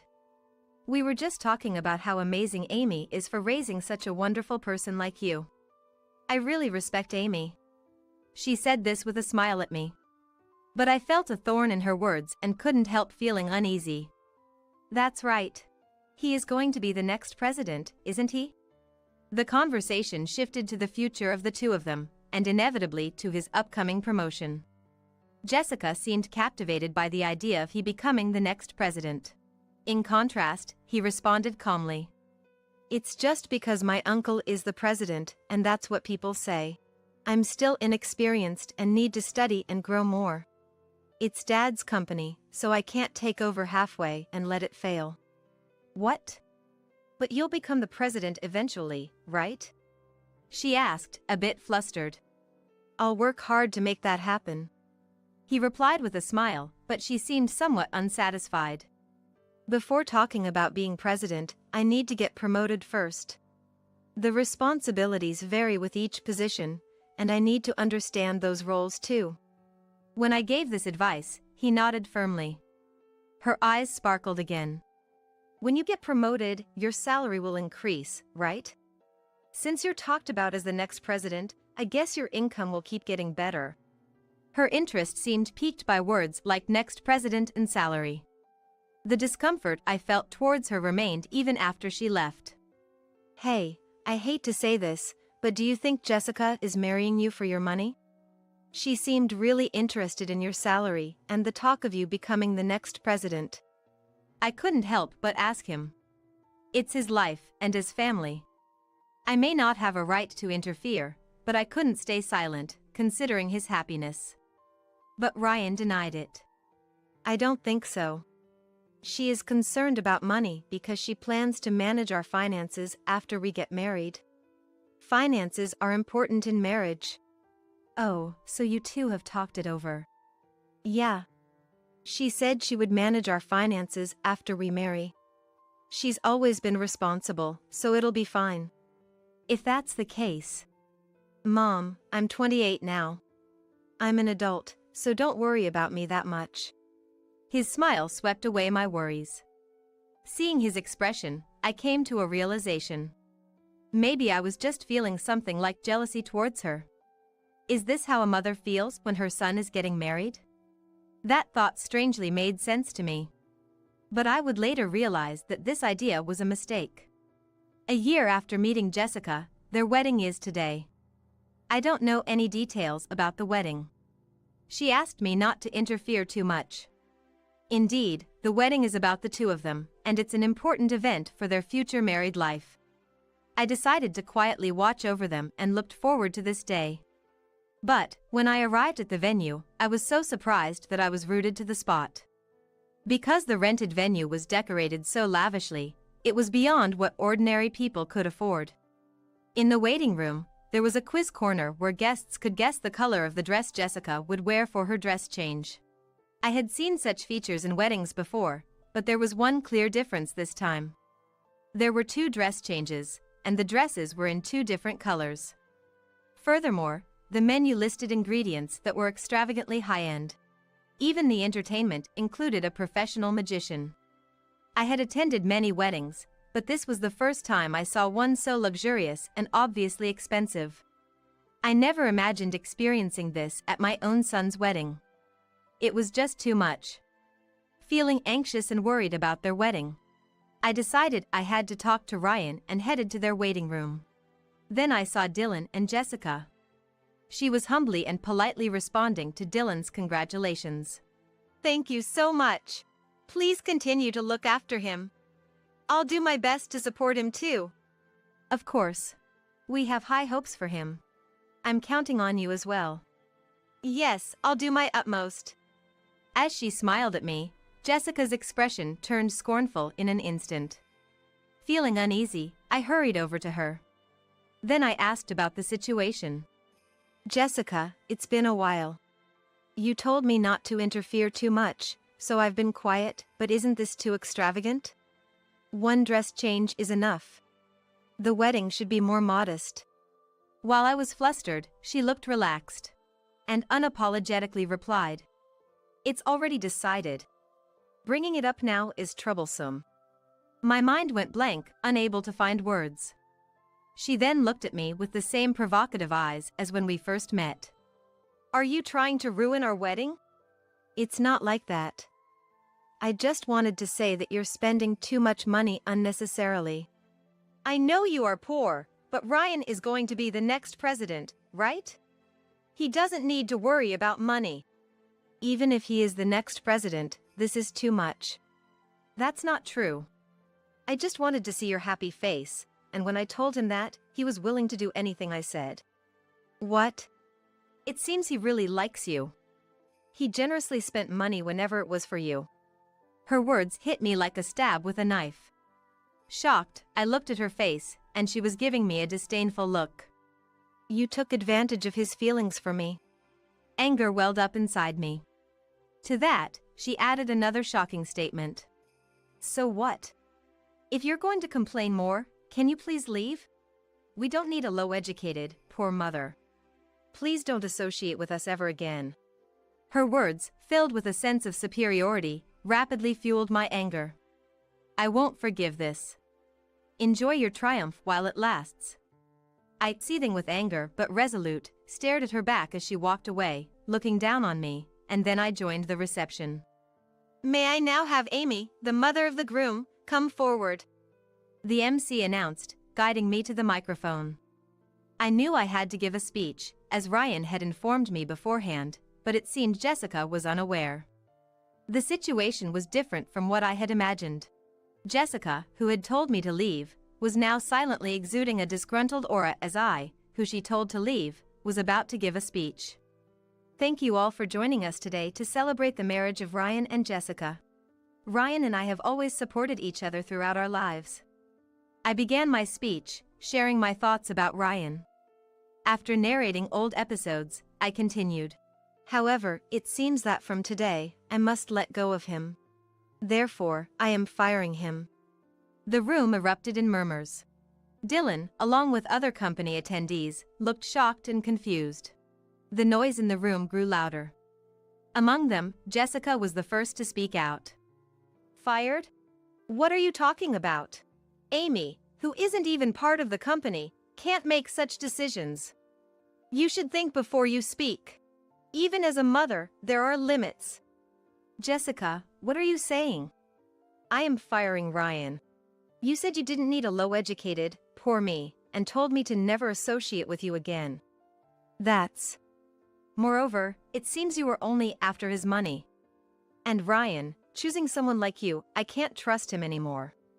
That's why I am firing him." My words intensified the murmurs in the room. Jessica, her harsh words exposed, turned red-faced. Ryan, glaring at her, questioned. "What do you mean a low-educated, poor mom is unnecessary? Did you say that to Mom? And about being after money? It's fine, isn't it? We're going to live together. We don't need your mom, who has neither education nor money. Even if she says that, she can't fire you. Mom is the chairperson of my company." "What?" Her face, which was red, now turned pale upon hearing his words. In a clearly panicked tone, she responded. "But, you said she didn't go to college. How can someone like that be a chairperson?" "That's the truth. The company was started by Dad. Mom has been involved since its foundation. Now, she understands the company more than anyone and holds the real executive power. Why didn't you tell me such important things earlier? If you had, none of this would have happened."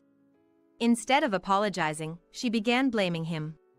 But he looked at her with disdain. "I plan to tell you about the company's details eventually. But now, there's no need. The marriage is off, so there's no need to explain anymore." "What? What do you mean the marriage is off?" "It's obvious. I can't marry you, who looks down on Mom and is only after money. The wedding is cancelled." His voice carried an air of authority. Jessica, realizing the gravity of the situation, suddenly turned to me, desperately seeking support. "Please forgive me, Amy. I didn't know you were the chairperson, and I was terribly rude. I won't belittle you anymore," she said, but of course, I had no intention of forgiving her. "That's impossible. You mean you would have continued to belittle me if I weren't the chairperson? I can't be family with someone who can't respect others and whose hobby is squandering money. Goodbye." With that, I started to leave the venue. Following me, Dylan stood up, and then the other attendees began to prepare to leave. "Wait, please don't go, everyone!" she screamed, but no one even looked at her with sympathy. My relatives expressed relief that he hadn't married such a person, and Jessica's relatives looked utterly disgusted. Her friends, who had been condescending thinking she would become a CEO's wife, were also displeased with her recent attitude and quickly began to leave. Everyone left Jessica standing there, stunned. Ryan and I returned the wedding gifts, apologizing to the guests as we saw them off. After everyone had left, he muttered apologetically. "Mom, I'm sorry. I wanted to reassure you, but instead, it turned out we can't even work together anymore. That's why I told you not to worry about me so much. And about the firing, that's no longer happening. Eh? I said I couldn't trust you who choose a partner only after money. That's why I was going to fire you. But now that the marriage with Jessica is off, I won't fire you. He looked perplexed by my words. Thank you, Mom. I'll work even harder from now on. Your happiness is what matters most to me. I gently patted his back. Later, he officially broke off the engagement with Jessica, and they decided to split the wedding costs. Jessica had assumed Ryan would pay for the entire wedding and keep the gifts from her attendees for herself. Unable to pay her credit card bills for the esthetician, beauty salon, and other expenses, she ended up in debt. She, already unemployed and without money, hastily tried to marry for money again, but her next partner turned out to be a marriage scammer, further increasing her debt. Now, her whereabouts are unknown. Meanwhile, our family bond strengthened even more after this incident. Ryan seemed to respect me more than ever, now focusing on work rather than marriage to reassure me. Thanks to his dedication, the company grew even more. Recently, the president of a company we've long done business with introduced his daughter to Ryan. I've worked with his daughter a few times, and Ryan seems quite interested in this new acquaintance. It looks like a wonderful meeting for him, who has now fully grown into a fine man, and I'm excited for him. Upon opening the front door, there was my sad-looking mother. Half a year ago, they started rebuilding our family home, and today was the moving day. Why was my mother, who was supposed to be heading to her new home, at mine and my husband's place? Mom, what happened? Why are you here? Well, you see, what my mother told me was a truth that was difficult to accept. My name is Kate. I'm 28 years old. I've been married to Jason for almost 2 years, and we live together in an apartment. My family consists of my mother and older brother. My father passed away due to illness 6 years ago, and my mother has been living alone in our family home. My brother, Sam, got married 3 years ago and lives happily with his wife, Monica. That day was my father's Memorial Day, so my husband and I, along with my brother and his wife, gathered at our family home. During this gathering, my brother suddenly suggested something. Mom, why don't you live with us? Eh? Caught off guard by my brother's unexpected words, my mother seemed a bit shaken. Live together? Sam, you're living with Monica, aren't you? Well, you've been living alone in this house since Dad passed away, right? The family home is getting old, too. Well, that's true, but... Seeing my mother's awkward response, I asked my brother, Brother, are you serious? When you got married, didn't you want to spend your newlywed life alone with Monica? So you started living in your current apartment. And their rooms? Well, that's true. But we've been married for a few years now, and I thought it might be nice to rebuild our family home and live together. Rebuild the family home and live together? Yeah, this house is getting pretty worn out, right? So we'll rebuild it, and then we can all live together with Mom. I see. Rebuilding the family home. I hadn't thought of that either. I initially thought he was suddenly saying something outrageous, but maybe he had thought it through. My brother turned back to my mother and said, Mom, we don't know what the future holds. I want to repay you for raising us, so won't you live with us? But... Not able to make up her mind, my mother hesitated. Seeing her like that, my brother kindly reassured her. Don't worry, Mom. Monica agrees with us living together, too. Monica does? Yes, so relax, and let's live together. Well, if you insist, maybe I should, my sister-in-law also said. Please, happily agreeing to live with my mother. I thought my mom would be at ease, living with my brother and his wife.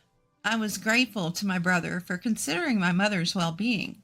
With my mother's help in funding the reconstruction, the decision was made for her to live with my brother and his wife. And so it was settled that our family home would be rebuilt. The new house is finally complete, my brother reported. Today is the day my mother moves in with my brother and his wife. While preparing breakfast, I received a call from my mother. "Oh, Kate? Sorry for calling so early." "That's fine. What's up?" In response to my question, my mother chuckled. "What's up? Today's moving day. I'm so excited." "I see. So that's what it is, Mom. You were really looking forward to this, huh?" "Of course. Just living with my own child is enough to make me happy. But it's also a new house. Can I really be this happy? It's like a dream," my mother said with a happy voice. After chatting for a while, my mother headed to her new home. It must have been around noon. While working from home, the intercom rang. "Hello?" "Huh? Mom?" I opened the door to find my mother looking sad. Today is moving day. My mother should have already gone to her new home. So why is she here? Although puzzled, I asked my mother, "Mom, what's wrong?" My mother hung her head and said nothing. Feeling that something was off, I pressed my mother a bit harder. "Mom, today's moving day, right? Why are you here?"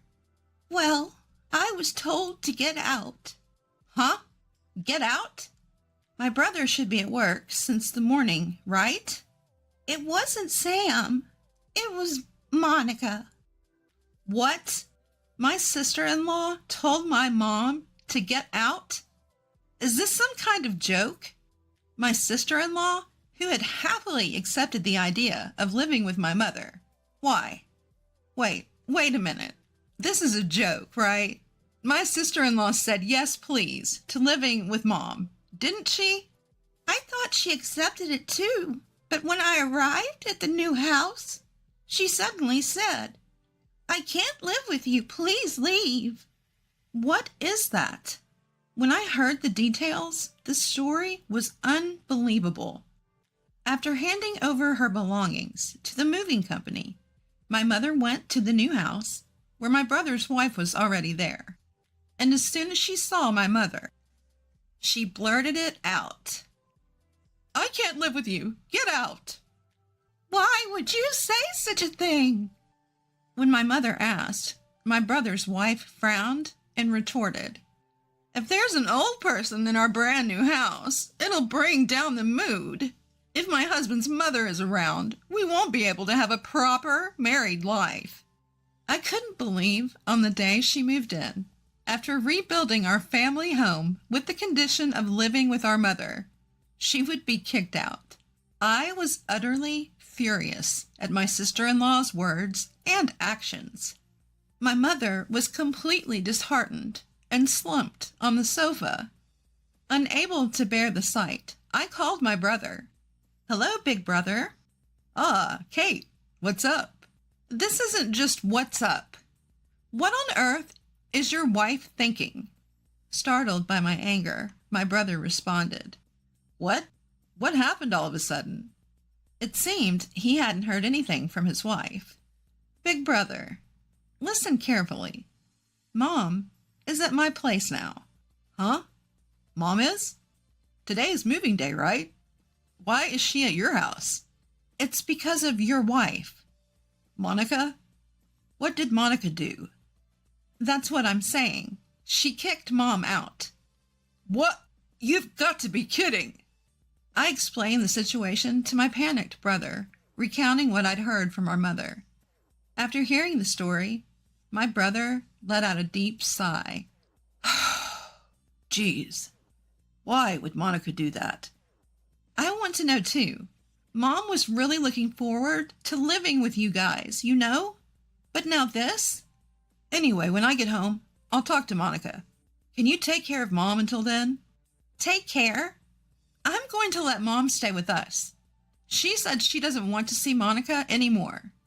I couldn't help but get emotional and ended up scolding my brother. My brother muttered apologetically, I see. Yeah.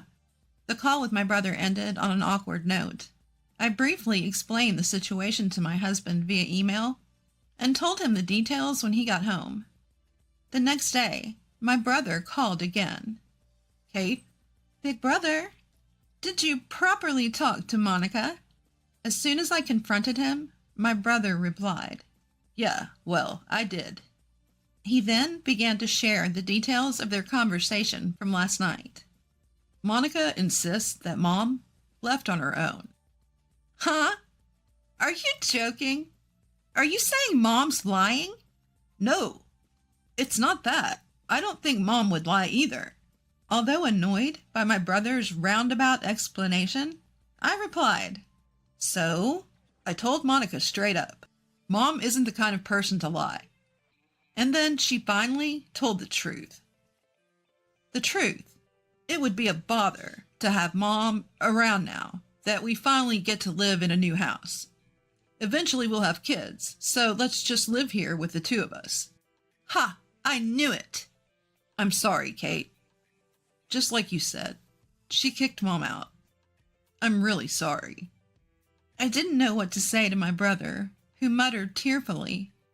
It was wrong to blame my brother, but I couldn't suppress my anger.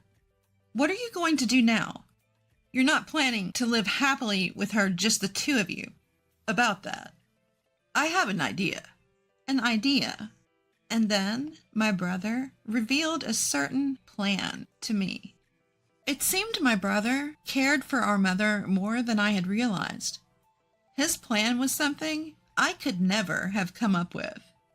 If the plan worked, not only would it be revenge on my sister-in-law, but our mother would be able to live happily as well. That's why I need a little more time. I'm sure Monica will contact you in a few days.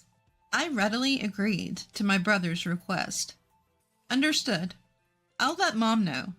The rest is up to you, big bro. Right? Yeah. Leave it to me. I informed my mother and husband of my brother's plan and began preparing for it. Surprisingly early, I received a phone call from my sister-in-law on my smartphone. Hello? Hello, Kate? My sister-in-law sounded frantic over the phone, panting heavily. Sis, what's the matter? I asked her deliberately, and an irritated voice came back. Please, just put your mother on the phone. That's impossible. Mom doesn't seem to want to talk to you, Monica. Don't say that. It's not because of that right now. What do you mean? Anyway, I want your mother to come back. Tell her. Let's live together again. Knowing everything, I purposefully asked her, why this sudden change of heart? You were the one who drove Mom out, weren't you, Monica? Yes, but circumstances have changed. I'm in trouble if your mother doesn't come back. So, why is that? That has nothing to do with you, Kate. My sister-in-law continued to yell without answering any of my questions, so I fought back. Sis, it must be hard, being pressured to divorce by my brother? My sister-in-law asked with a trembling voice. How did you know? Well, we're siblings, so I heard it beforehand from my brother. He's considering divorcing you under certain conditions. So, Kate, you and Sam are trying to set me up too? Set up? We just want you to reflect on your actions. No, I don't want to. I married Sam to become a stay-at-home wife. That's right. My brother's plan was to prevent his wife from living a carefree life any longer. My sister-in-law had always admired being a stay-at-home wife, and when she married my brother, I want to be a stay-at-home wife. My brother, who had a high income and loved his wife, accepted her opinion and let her be a stay-at-home wife. However, as a result, she turned into a worthless wife who did nothing but laze around at home. Her housework and cooking were half-hearted, and my brother was having a hard time with her. In addition to this incident of driving my mother out, my brother's anger finally exploded. He ordered his wife to work as well, using the loan repayment during the rebuilding as a reason. "If you don't earn money, we'll divorce," he said. "Why do I have to work?" She screamed shrilly over the phone. "Give me a break. I finally became a stay-at-home wife after getting married. I will never give up my current position." I provocatively responded to my emotional sister-in-law. Originally, my mother was going to help with the rebuilding funds. Since you drove her out, you have no choice but to pay, right? "Don't be ridiculous. Why do I have to work? Just send your mother back here. Everything will be settled if she comes back." "That's impossible. My mother refuses." "What did you say?" Enough already. I scolded my sister-in-law. "When you get down to it, isn't it your fault for kicking my mother out? At first you agreed to live together, but once my mother moved in, you said, 'My mother-in-law was in the way. Don't mess with me. The world doesn't revolve around you. If you won't accept my mother, you'd better work yourself to death to avoid getting divorced from my brother.'" My mother must have heard me yelling as she snatched the smartphone from my hand. "Monica, it's me." "Oh, mother-in-law, what are you doing? Please, come back quickly." "Sorry, but I won't be returning there. I won't help with the rebuilding, and I'll never get involved with you again. So please don't come near me again." "What? Mother-in-law?" Without listening to my sister-in-law's excuses, my mother hung up the phone. "Ah, that felt great for the first time in a while. That's the end of dealing with that daughter-in-law." My mother must have learned of my sister-in-law's true colors after being kicked out. She issued a de facto disownment. On the other hand, my brother keeps repeating, "If you don't find a job by the end of this month, we'll divorce." My sister-in-law must be feeling very concerned. At first, she was adamant, "I will never work." But when my brother presented the divorce papers, she immediately started looking for a job. However, she has a significant gap in her work history, making it difficult to find a job in her desired field. "Please, Kate, lend me some money. I'll really get divorced at this rate. Help me. If mother-in-law comes back, everything will work out. Please." Lately, messages like these have been arriving on my smartphone. Of course, I haven't replied at all. I have no intention of helping her now. In the end, my sister-in-law's job hunt failed completely. Just the other day, the divorce was finalized, and she was apparently kicked out by my brother. Meanwhile, my mother is still living with my husband and me. Because we used to live apart, we occasionally have arguments, but being close to my real mother is still a happy thing. "Kate, I want to eat barbecue today." "What, Mom? Won't that be hard on your stomach?" "My stomach is still going strong. Jason will be home early today, right? Let's drink a beer together." "All right, but don't overdo it." "I know." In fact, my mother seems to be brighter than before. My husband also takes good care of my mother, so our home is always full of smiles. On a personal note, I have just found out that I am pregnant. I think I will tell my mother about it tonight at the patio party. I am sure she will be delighted. From now on, I would like to spend happy days with my husband, my mother, and my unborn child. My husband is cheating on me. Apparently, he's been showering his mistress with designer goods. What's more, He used my credit card for these extravagant purchases. I've put up with it for our son's sake, but I've reached my limit. I can't forgive this. I have to do something. The one who came to my aid was the last person I expected. My name is Flora, 35 years old. I've been married to Adam for 10 years. Our beloved son Dominic turned 8 this year. Always having loved reading, I'm now living my dream as a novelist, my chosen career. My mystery series gained a significant following, allowing me to secure several monthly serials. Thankfully, my standalone books are also selling well, keeping me busy every day. Initially, my husband had a job, but the moment I started earning, he quit. For the last 2 or 3 years, he's mostly lounged around at home, occasionally going out to play pachinko. Yet today, unusually, he's changed into a suit. Something's not right. Why the suit? I decided to boldly ask my husband. Adam, it's rare to see you in a suit. Where are you going? My husband's eyes widened in surprise, but he quickly returned to his usual tone and said, A job interview. A job interview? For what? Well, it's obviously for a job, right? I thought it might be time for me to start working again. I see. Good luck. Yeah, I'm off. At that moment, I genuinely believed he was going for a job interview. I thought that with our son still so young, he had reconsidered his priorities for the future. However, my husband didn't return home until 1 a.m. that night. I happened to be awake because of a looming deadline. Reeking of alcohol and perfume, he fell asleep on the living room sofa. In his hand was his smartphone, unlocked. Out of sheer curiosity, I peeked at my husband's phone. What? What is this? I can't believe this! To cut to the chase, my husband was cheating on me. What's more shocking, his affair was with my best friend, Delphine. It seemed like they had been to a fancy restaurant with a beautiful night view that day. The shock was like a dull blow. It was too much.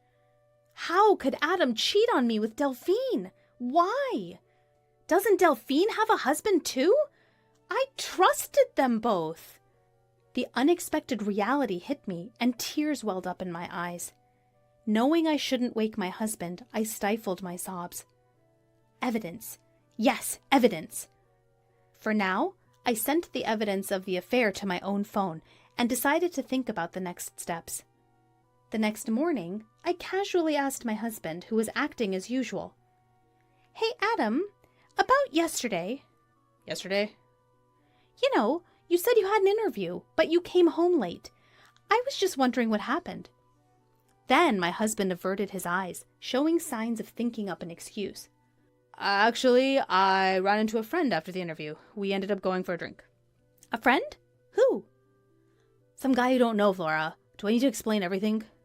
Yeah, you're right. As expected, my husband concealed the fact that he had met with Delphine. His affair was clear from this attitude as well. 1 month after discovering my husband's infidelity, I was still lost in confusion.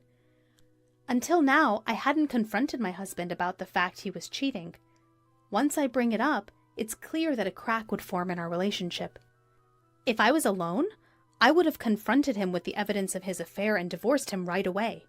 The only reason I didn't divorce him was for our son, Dominic. I couldn't bring myself to take his father away from him at the tender age of 8. Afterwards, my husband started going out frequently, taking advantage of me being busy with work in my room. However, this was also an excellent opportunity. While he was out, I decided to gather evidence of his infidelity. What I found in his room were several unfamiliar receipts. Apparently, he had been buying women's designer items. But there was nothing like that in his room. And of course, I hadn't received anything. There was only one conclusion I could reach. Adam, you've been lavishing Delphine with designer items. But where did he get the money for that? He's jobless now and living off the allowance I give him every month. There's likely no savings left. Concerned, I decided to follow him. During that time, I would call my brother over to watch over Dominic. Of course, my brother didn't know about my husband's affair. I lied to my brother. Bro, sorry for calling you out of the blue. Nah, it's fine. But what's up? Suddenly asking me to look after Dominic? Actually, I really want to go shopping alone. Shopping? You've never been much of a materialist. Don't you usually shop online? Well, that's true. But today, I want to buy something that's only available in the store. So, can you please look after Dominic? Well, all right. But don't be too late, okay? Dominic gets lonely. Yeah, thank you. Thus, with my brother's cooperation, I successfully managed to tail my husband. Right now, he's walking arm in arm with my best friend, Delphine. I knew it was happening, but seeing it with my own eyes was a shock. The two of them cheerfully entering a high-end designer store. And then I saw something outrageous. No way! Is that my credit card? Indeed, the card my husband used to pay the bill was my secondary credit card. I always keep my main card in my wallet, but the secondary one was left in a drawer. He took it without my knowledge and used it to fund his gifts. Over the past few months, I've been buying new work tools like monitors and keyboards and even new furniture, so the amount on the credit card has skyrocketed. Both cards are linked to the same bank account, and because I've been busy recently, I haven't checked the details carefully. This came back to bite me. I can't believe it. Not only was he cheating on me, but he was also freely using my money. Any love I had for my husband had completely cooled off. Of course, I was at fault for not noticing, but I still couldn't forgive him. I took clear pictures of the two of them in the act and returned home. For the next few days, I was engrossed in thinking about how to get back at my husband. I checked his usual use computer multiple times when he wasn't around. Since he syncs his smartphone and computer, I can easily check his and Delphine's exchanges on the computer. Soon, I found out that the two of them were going on a trip during the upcoming long weekend. A 4-day, 3-night trip to Okinawa. Yep, this is my only chance. I decided to execute my revenge plan to coincide with my husband's affair trip. But there was one problem. That was the presence of my son. It would be difficult to carry out this plan without my son finding out about his father's infidelity. I decided to rely on my brother's help again. Hey, bro, sorry to ask again, but could you look after Dominic for me during the upcoming long weekend? You mean for the entire 4 days? Yeah, I have something I need to do. Something to do? Huh, he says with a meaningful tone. Just as I was feeling uneasy about my brother's attitude, he firmly said this. Flora, stop trying to handle everything on your own. Bro? Adam's cheating on you, isn't he? What? How did you know? I heard it from Dominic. Huh? Dominic? Even though he was still a child, my son had noticed his father's infidelity. I don't know if he understood the concept of infidelity, but he knew that his father was becoming close with someone who wasn't his mother, and that this was causing his mother pain. It seemed that Dominic, in his own childlike way, had noticed this. But I thought I was hiding it well from Dominic. How? It means Adam has hurt you so much that even Dominic could see it. Are you still planning to be with a man like that? But if I divorce Adam, Dominic will be upset. As soon as I muttered this, my son, who was supposed to be in the next room, appeared. It's okay, Mom. I'm on your side. Dominic, are you sure? I don't need someone who makes Mom sad. As long as I have Mom, I'm okay. Thank you, Dominic. And thank you too, bro. And so, thanks to my son and brother, I was able to make up my mind to get revenge on my husband without any hesitation. We started moving to a new place on the day my husband was leaving for his affair trip. My brother helped us, and we secretly packed when my husband was away. Then, on the night before the long weekend, I decided to give my husband one last chance. I asked him, who was excited about his trip starting tomorrow, straight to the point. Adam, what's with the luggage? Why are you preparing a suitcase? Oh, this? Actually, I'm going on a trip with a friend from tomorrow. A trip? Did you mention anything about that? It's a sudden decision. Who cares? I'm going with the budget of the monthly allowance I get. Wanting to avoid further questions, my husband was emitting a "don't talk to me anymore" aura. But I couldn't care less about his situation. I questioned my husband in a voice lower than I've ever used before. "Hey, is it really with a friend?" My husband was visibly shaken, his shoulders twitching. Still, he desperately lied. "Of course! You've been nagging me!" "I see. That's nice. A trip with a friend. Have fun." "I was gonna have fun even if you didn't tell me to." "Well, just don't get too carried away, okay?" Leaving those words, I exited my husband's room. Honestly, if he had confessed the truth here, I was considering just asking for alimony and child support and settling things amicably. Even though he cheated on me, he was someone I once loved. When my novel didn't sell, it was because of him that I could keep going. I didn't want to hate him or resent him from the bottom of my heart. However, I can't afford to be so composed after what he's done. For the sake of my son and for my future, I have to put an end to my relationship with that man. There's no need to hold back any longer for a man who keeps lying. The next early morning, my husband had already left for his trip. I opened the drawer and confirmed that he had taken my credit card as usual. I immediately contacted the credit card company, reported the loss of the card, and requested a stop to its use. My son woke up and I greeted him. "Good morning," he responded with a wide smile. "Mom, it's today, right?" "Huh?" "The move! We're going to our new home today, right?" Seeing my son's sparkling eyes, the last bit of anxiety I had disappeared. "Oh, Dominic. All right, I've stopped the credit card. Let's move to our new home." "Yeah, that's right! I'm excited for our new home!" With my brother's help, our move went smoothly. My son and I moved our things to the new house, and my husband's things were sent off to a certain place. The next day, while relaxing at the new house with my son and brother, I received a call from my husband. "Hello? Is that you, Flora?" Do you need something?" "Well, actually, I've ended up spending more than I thought. Could you transfer me just a little bit?" He probably couldn't use the card because I'd suspended it and was having trouble paying for things on his trip. He was asking for money indirectly without mentioning the card, which was disgusting. "You said you were going to stay within your allowance, right?" "Sorry, but I can't afford to lend you anything." "Don't say that. I can't enjoy the trip alone if you do that." "Alone? Don't you mean for two?" At that question, my husband let out a dumbfounded, "Huh?" "You wanted to show Delphine the sights on your trip, right? But too bad.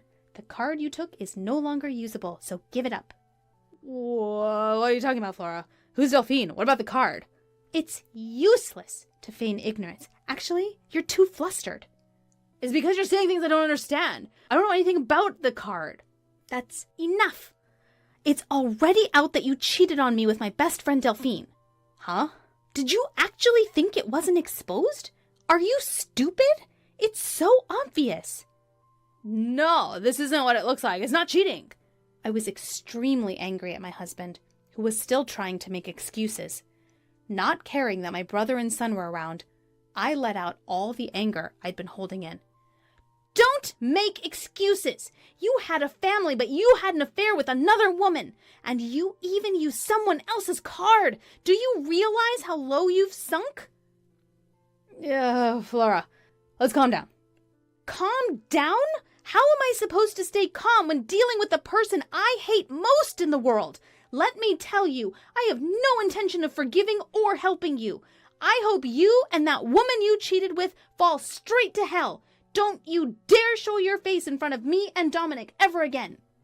I unilaterally hung up on my husband. Then I got a call from Delphine, the woman he cheated with. What the heck, Flora? What have you done? "Ah, Delphine! Long time no see. How's the trip with your best friend's husband?"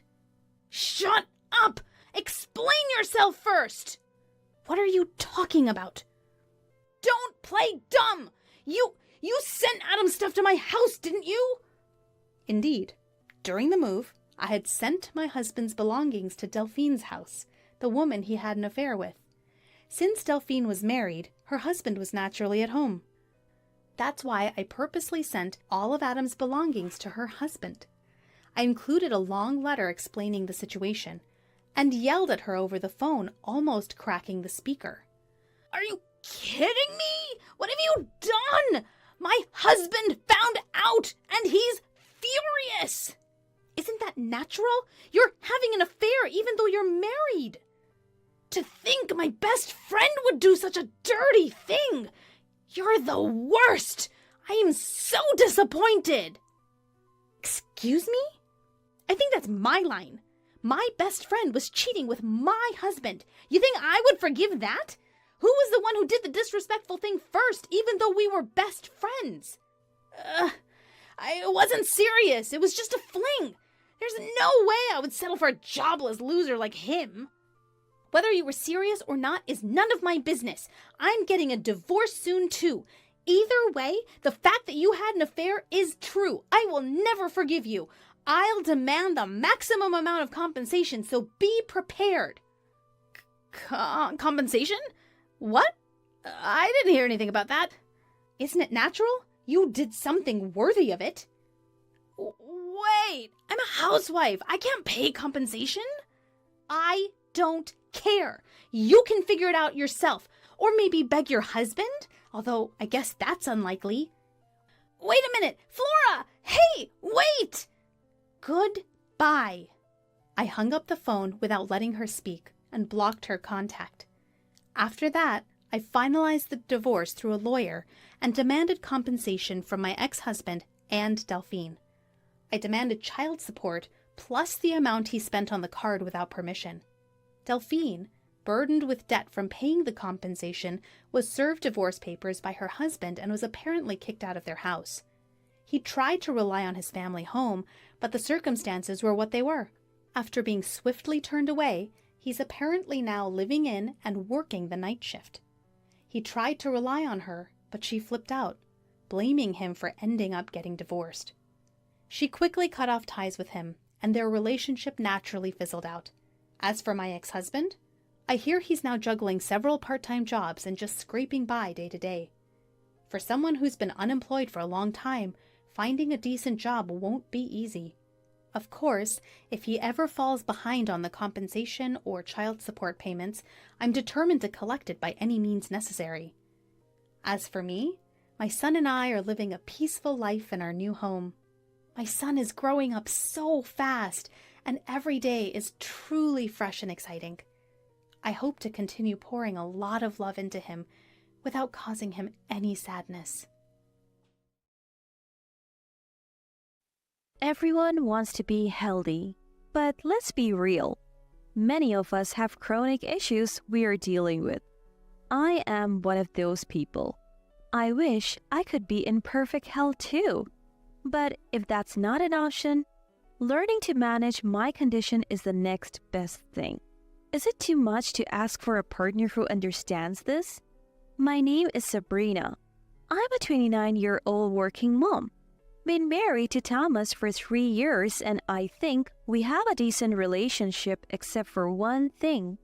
Wake up, Sabrina! Hey! I wake up to the sensation of being shaken.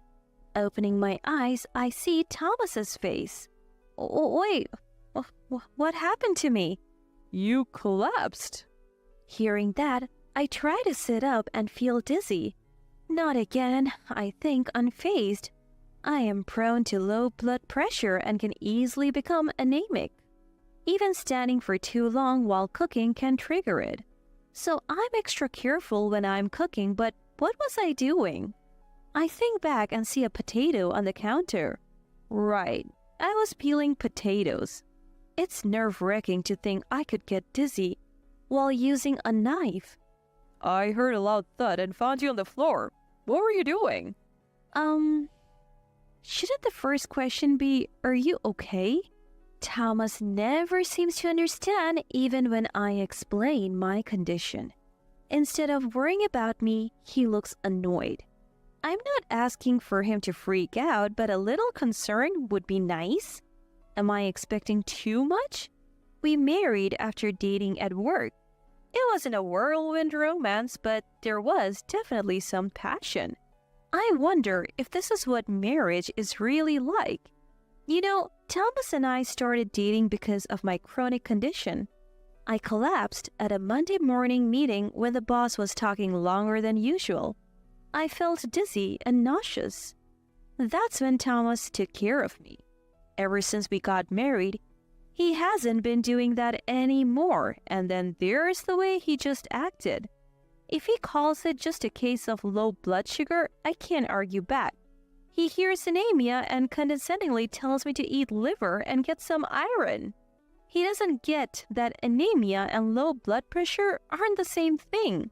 I realized in our 3 years of marriage that explaining won't get me anywhere with him. At this point, I don't care if he's not concerned about me.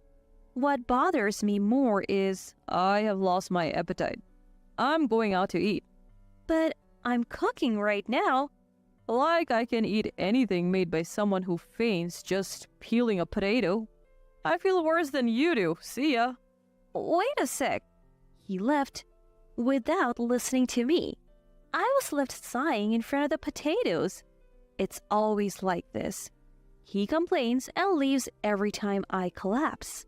And he doesn't come back for several hours. Today, he left just to eat out? How many hours will he be gone? Before I knew it, he didn't come back until morning. Was he really just eating out? I felt my anger growing. One day, Thomas approached me saying he had something to discuss. What is it? I'm thinking of going on a trip to Hawaii with my parents during the upcoming long weekend. Wow, that sounds wonderful. I was so delighted by Thomas's idea that I clapped my hands. Come to think of it, we haven't traveled since we got married. Sure, going with the in-laws means I have to be a bit careful, but we get along well enough. Beautiful blue oceans, white sandy beaches. I wonder if I can still fit into last year's swimsuit. I'm already daydreaming about a tropical getaway. My mind was already in vacation mode when Thomas suddenly said, Hey, what are you misunderstanding here? I tilted my head in confusion. Misunderstanding what? We're going on that trip, just me and my parents. You're staying home. What? Why? I raised my voice, caught off guard by Thomas's unexpected words. I can't believe I'm being left behind. You do realize your own physical condition, right? If you stand for too long, you'll faint. We can't even enjoy browsing souvenirs. How could we enjoy a trip with you? I'm not that bad, and that's really harsh, isn't it? Too much?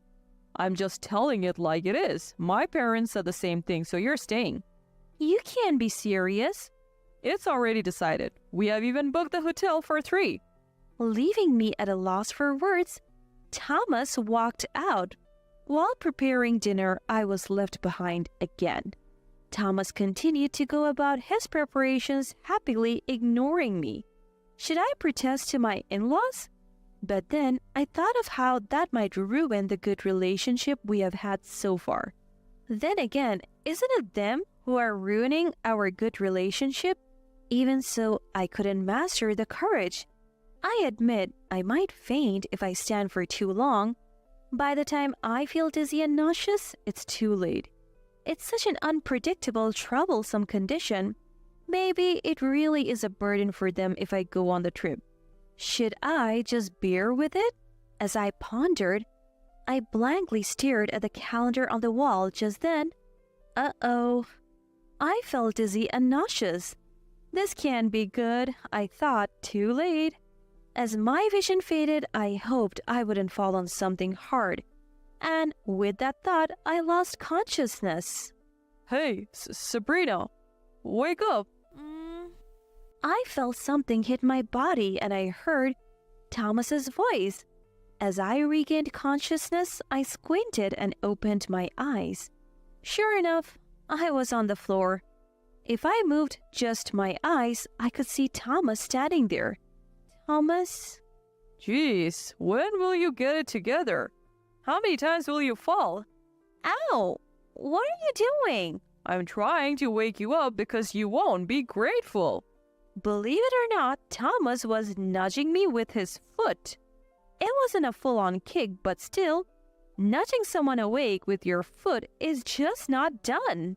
I tried to get up in surprise but felt too dizzy and nauseous to stand. I feel sick. That's when Thomas said, "Tusk, tusk." He clicked his tongue. What? Seriously? No way.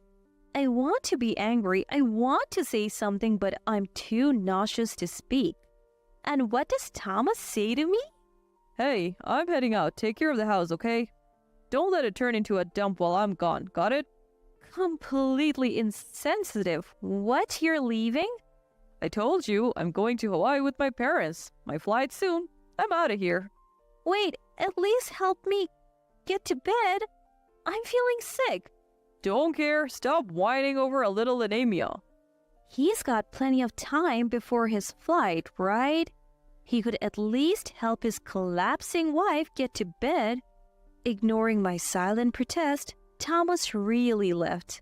All I could do was watch him go stunned and left on the floor.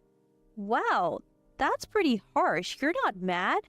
I am mad. That's why I'm venting. Next day, I'm venting to my colleague, Abigail. She's shocked and angry for me. Right, anyone would find this ridiculous.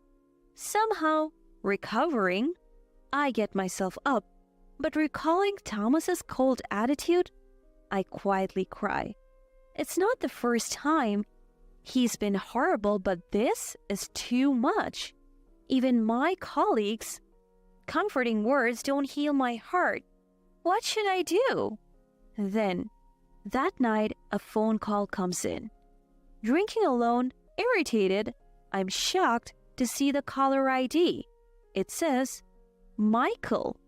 A call from Thomas's dad, who should be on vacation with him? Something happened to Thomas? I instantly sober up and answer, Hello? Sabrina, sorry to disturb you this late. I sense that my father-in-law sounds down. Is everything okay? Well, something's come up. What he says next leaves me even more shocked. Next day, my phone buzzes in the silence. It's Thomas. Hello? Hey, Sabrina, how's it going? Weather's great here. Life's good. Thanks for holding down the fort. I'm fuming. His enthusiasm just irritates me. On the other end of the phone, I bet Thomas is wearing a sarcastic smile. Look, I'm busy. What do you want? What's up with the sore voice? Mad about house sitting? I'll get you a souvenir to cheer you up. What do you want? I deeply sigh before responding. I told you I'm busy. I am at Eleanor's funeral. Call back later. What? There's a long pause before Thomas finally speaks. The irritation grew with each word from the clueless voice on the other end. So, I'm actually at Eleanor's funeral right now? What? Wait. Huh? That's right. I am at a funeral service. Surprising, isn't it? You're supposed to be in Hawaii with your parents, but here I am at Eleanor's funeral. Michael's even hosting the ceremony. Weird, isn't it? You're supposed to be in Hawaii with your parents. Quite strange, but it's the truth. So let's leave it at that. I hung up the phone and turned it off. The funeral went smoothly, and it was getting dark. Mom! What are you wearing? The family was eating delivered pizza when Thomas burst in, shouting. I couldn't help but react to his appearance. A shirt adorned with hibiscus flowers on a blue background. His outfit screamed, I have been to the tropics. How could you come to your own mother's funeral dressed like that? Well, I came straight from the airport. It seems Thomas had called his father when I didn't answer my phone. He must have rushed here from Hawaii.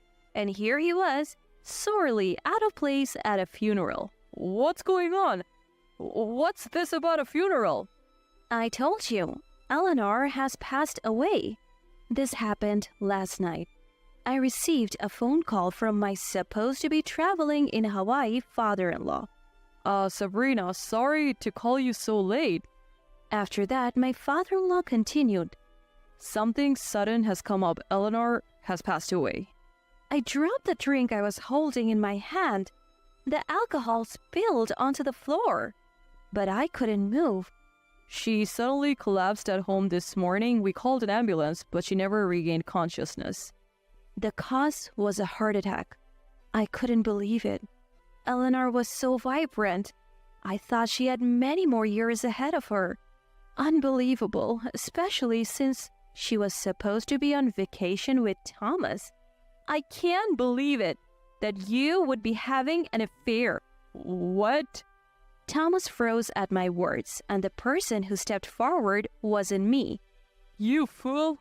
Lying about a Hawaii trip to go off with your mistress? Dad, how did you? I couldn't help but marvel at Thomas's naivety. You seriously think you can leave a mountain of evidence at home and not get caught? Exactly. After the phone call from father-in-law, I frantically searched through Thomas's stuff. What did I find? Loads of unfamiliar credit card transactions and hotel receipts. Even on Thomas's computer, there were tons of photos with his mistress. I even discovered his booking history for this trip to Hawaii. Supposed to be going with his parents, yet the reservation says 2 guests, and then there's more. Why on earth are you posting photos with your mistress on social media? What are you thinking? Yes. He was posting travel photos all over social media. No pics of them together, but they were clearly reflected in the glass at restaurants. Idiot. Thanks for leaving evidence. I can now divorce you without a second thought, since you're the kind of person who would leave me while I'm down. Wait, divorce? This is a misunderstanding. What's misunderstood? You're obviously cheating. No, you don't get it. Thomas kept saying it's not what it looks like, but couldn't come up with anything else. Why don't you just go back to Hawaii? Your girlfriend's waiting, right? Even as I give him a cold stare, Thomas tries to cling on to me. But his reaching hand was stopped in its tracks. You fool! You disgrace our family. Wait, Uncle, why are you here? I ought to be here at Eleanor's funeral. The voice scolding him was my father-in-law's own brother, Thomas's uncle. That's when Thomas noticed, not just me and my father-in-law, but he was now surrounded by relatives. Wait, this is all a mistake. What's the mistake? Leaving your sick wife to go on a fling and lying that you're with your parents? Cornered by his uncle's spirit, Thomas couldn't respond. Then my father-in-law steps in. Thomas, I am ashamed to call you my son.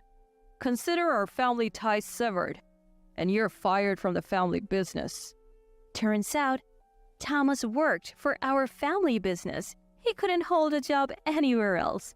Even at the workplace where he met me, he was fired for making too many mistakes. It was his uncle and my father-in-law who gave him a job. This is so unfair. Shut up. A guy who leaves his sick wife to have an affair has no right to talk. Pack your things and get out. But there he was, wearing a ridiculous hibiscus shirt, panicking at a funeral. It's like a comedy sketch. But don't think it ends here. I delivered the final blow. Don't bother coming home. All your stuff is already sent to your parents' place with Michael's permission. What? Why would you do that? It's simple. Remember the apartment is in my name? I don't have the taste for keeping a cheater around. You're not welcome anymore. I've also changed the locks, so your key won't work. No, this can't be happening. Thomas yelled, crumbling to the floor this time. I hired a lawyer and smoothly got a divorce from Thomas. I took plenty in alimony from Thomas and his affair partner. The mistress clearly hadn't seen the alimony claim coming. She probably had no use for Thomas now that he had lost his job. Their relationship ended just like that. Thomas had been financially supporting his mistress all along. Now jobless, he obviously couldn't make payments anymore, so he had to borrow from his father and uncle. Denied a place in his own parents' home, Thomas now lives in a rundown, dingy apartment. He's working at a new job introduced by his uncle, but it's an extremely harsh environment apparently. Sabrina, help me. I'm gonna collapse from overwork. Thomas called me to say that. Really? Well, if you collapse, maybe I'll take a trip to Hawaii. I said that to him. I laughed at a speechless Thomas and then hung up the phone. I blocked his number, so I don't know what happened after that. But he's likely not leading a happy life. Years have passed, and I've been blessed with a new relationship. He's knowledgeable about health and understands my medical condition. Thanks to that, it feels like the frequency of my brain anemia episodes has decreased. Maybe peace of mind is the best medicine, and he shyly held out a ring to me. My heart soared at the thought of a happy future. Wow! Your mom only finished middle school and works part-time? Are you here for the money? When my mother answered janitor when asked about her occupation by my soon-to-be father-in-law, the whole family burst into laughter. Seriously? A cleaning lady? That's as low as it gets. I can't even imagine. I couldn't believe they were mocking my mother, who raised me single-handedly, so cruelly. I couldn't bear the thought of becoming family with these people. Well then, let's just pretend this conversation never happened. I brushed them off coldly. My name is Emily Yale. I turned 26 this year. I graduated from a public university with a degree in education and currently work as an English teacher at a public high school. I live a rather fulfilling life every day. Today, I'm going on a weekday date with my boyfriend, John, for the first time in a while. We plan to dine at a restaurant he booked. Sorry to keep you waiting.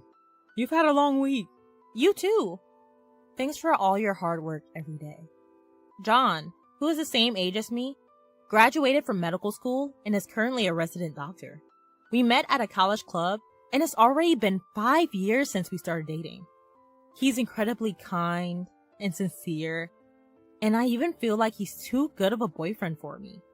During the tough times, when we both were busy with national and job placement exams, we did get into fights from being under immense pressure, but we always reconciled quickly and supported each other. As I was eating dessert, I was thinking that this lovely restaurant seemed a bit pricier than usual, when suddenly, John turned serious. My residency will be over soon. Medicine is a tough profession, but I want to do my best to become a full-fledged doctor. Together. With you, Emily. Will you marry me? That's when he presented me a ring. John? Tears welled up in my eyes as I looked straight at him. Thank you! I'm so happy! I think we can always support each other if we're together. With a trembling voice, I accepted his proposal. My mom should be happy for us, or so I thought while accepting. My mother, Linda, lost her husband when she was young and raised me all on her own. Her father, that is, my grandfather, once suggested that we live together, but she declined, and we have been living with just the two of us since then. The first time I met my grandparents was when I was in the upper grades of elementary school. Because I got married against my parents' wishes, I was young and stubborn, and couldn't rely on them right away. I might have caused you to suffer because of that. That's what my mom always said, but I don't remember ever feeling that way. My mother, who was always positive and kind, and showered me with unconditional love, is the most important person in my life. She is also the woman I aspire to be. When I went to report the engagement with John, my mom blessed us from the bottom of her heart. Congratulations! I'm so happy for you. I'm sure you'll be very happy with John. Thank you. I look forward to our future together, said John. And my mom was on the verge of tears. While feeling happy about the two of them, I said, we need to greet your parents as well. Thank you. I went to a boarding school from middle through high school and lived alone, even in college, so I don't see my family very often. But I think they'll be happy. Make sure to properly introduce yourself to John's family, dear. After all, you're about to become part of their family. my mother wholeheartedly supports us. I heard his family are all doctors. His father has his own hospital, and his mother is a stay-at-home housewife. And apparently, he has a younger brother who's 8 years younger than him. I hope we get along, but introducing myself makes me nervous. Don't worry. I'll arrange somewhere for us to meet. Yes, thank you. I'm nervous, but looking forward to it. I believe that a bright future was waiting for us. That is, until that day. The day of the meetup 2 months later. As we were waiting in the private room of a high-end restaurant, his parents and brother arrived a little late. Nice to meet you. This is my mom. My dad runs an internal medicine clinic. My mom is a full-time housewife. And this is my brother, who is a senior in high school. John and I introduced our families respectively. His doctor parents were dressed impressively as expected. However, his brother was a bit of a rebel, with brown hair, sloppy uniform, and constantly fiddling with his phone. After introducing ourselves, John started the conversation. I'm thinking of marrying her. With that, his father gently corrected him while stroking his mustache. First, let's get to know her family. If we're becoming family, we need to know about the other family's background and character. His mother also scrutinized us with assessing eyes. By the way, where's your father today? I've asked John to tell them that we are a single-parent household. Something is off. My father passed away when I was young, and since then, my mother raised me by herself, I explained. And his brother exaggeratedly distorted his face and said, Really? A single mother household? Unbelievable. This one, who said that with a smug attitude while crossing his legs, was his arrogant younger brother. What do you mean, unbelievable? My mother has raised me on her own until now. I'm deeply grateful for that. I couldn't help but raise my voice. Right, watch your mouth and put away that phone! John admonished him, and his brother turned away in a huff. You're a high school teacher, if I recall correctly? His mother pointed the arrow at me this time. Yes, I teach English at a public high school.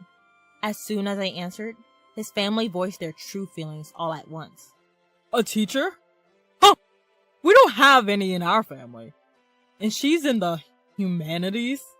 Isn't she unsuitable for our son? We wanted our son to marry a doctor's daughter.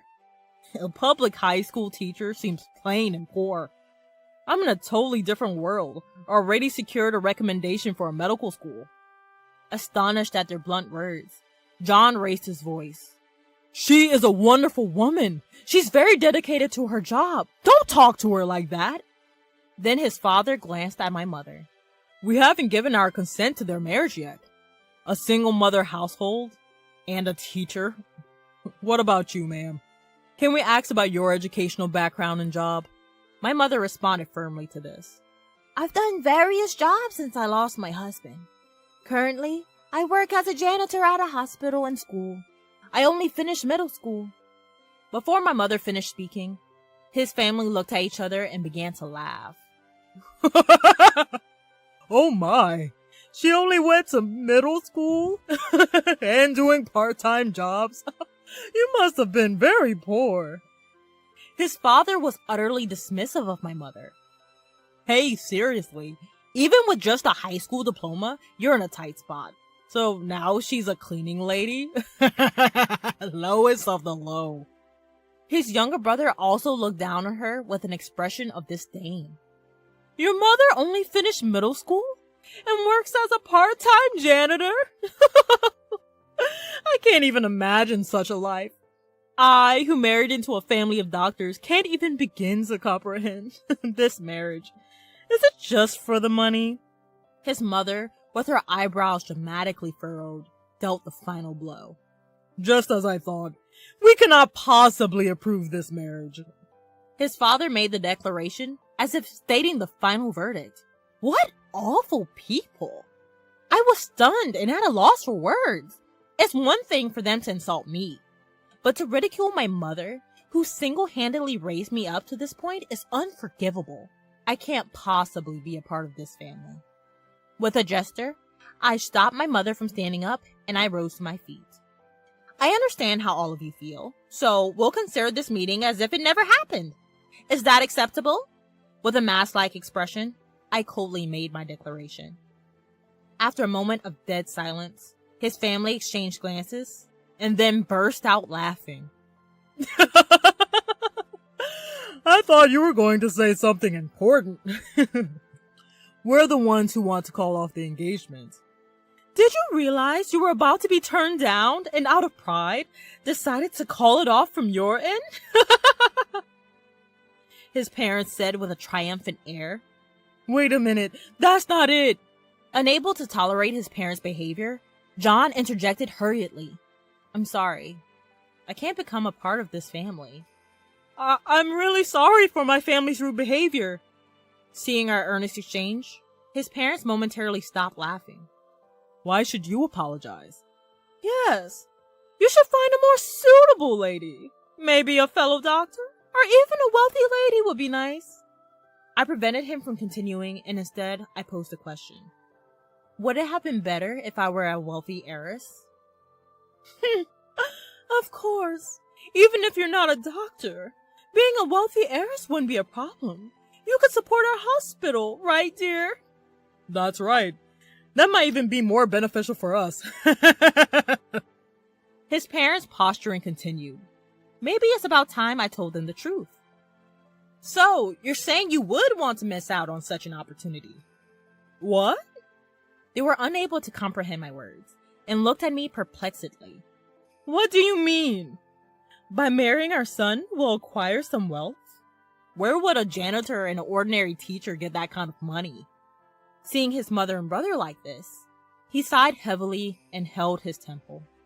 What's wrong? You've been acting weird. In response to his father's oblivious question, John asked, Did you not listen to their self-introductions? Does the name Yale not ring your bell? He said, and quickly looked up. What about it? It's not worth remembering such a family. Yale. His father seemed to get the hint. That's right. My grandfather is the chairman of Yale University, and the woman here is his daughter. What? Yale. Academy? The elite institution with everything from a kindergarten to a university? It even has a medical school and a hospital. His father's eyes widened in surprise. Yes, that Yale. You do know it, don't you? Now it's my turn to go off. No way. A daughter of Yale Academy dropping out of middle school? A janitor? It's impossible.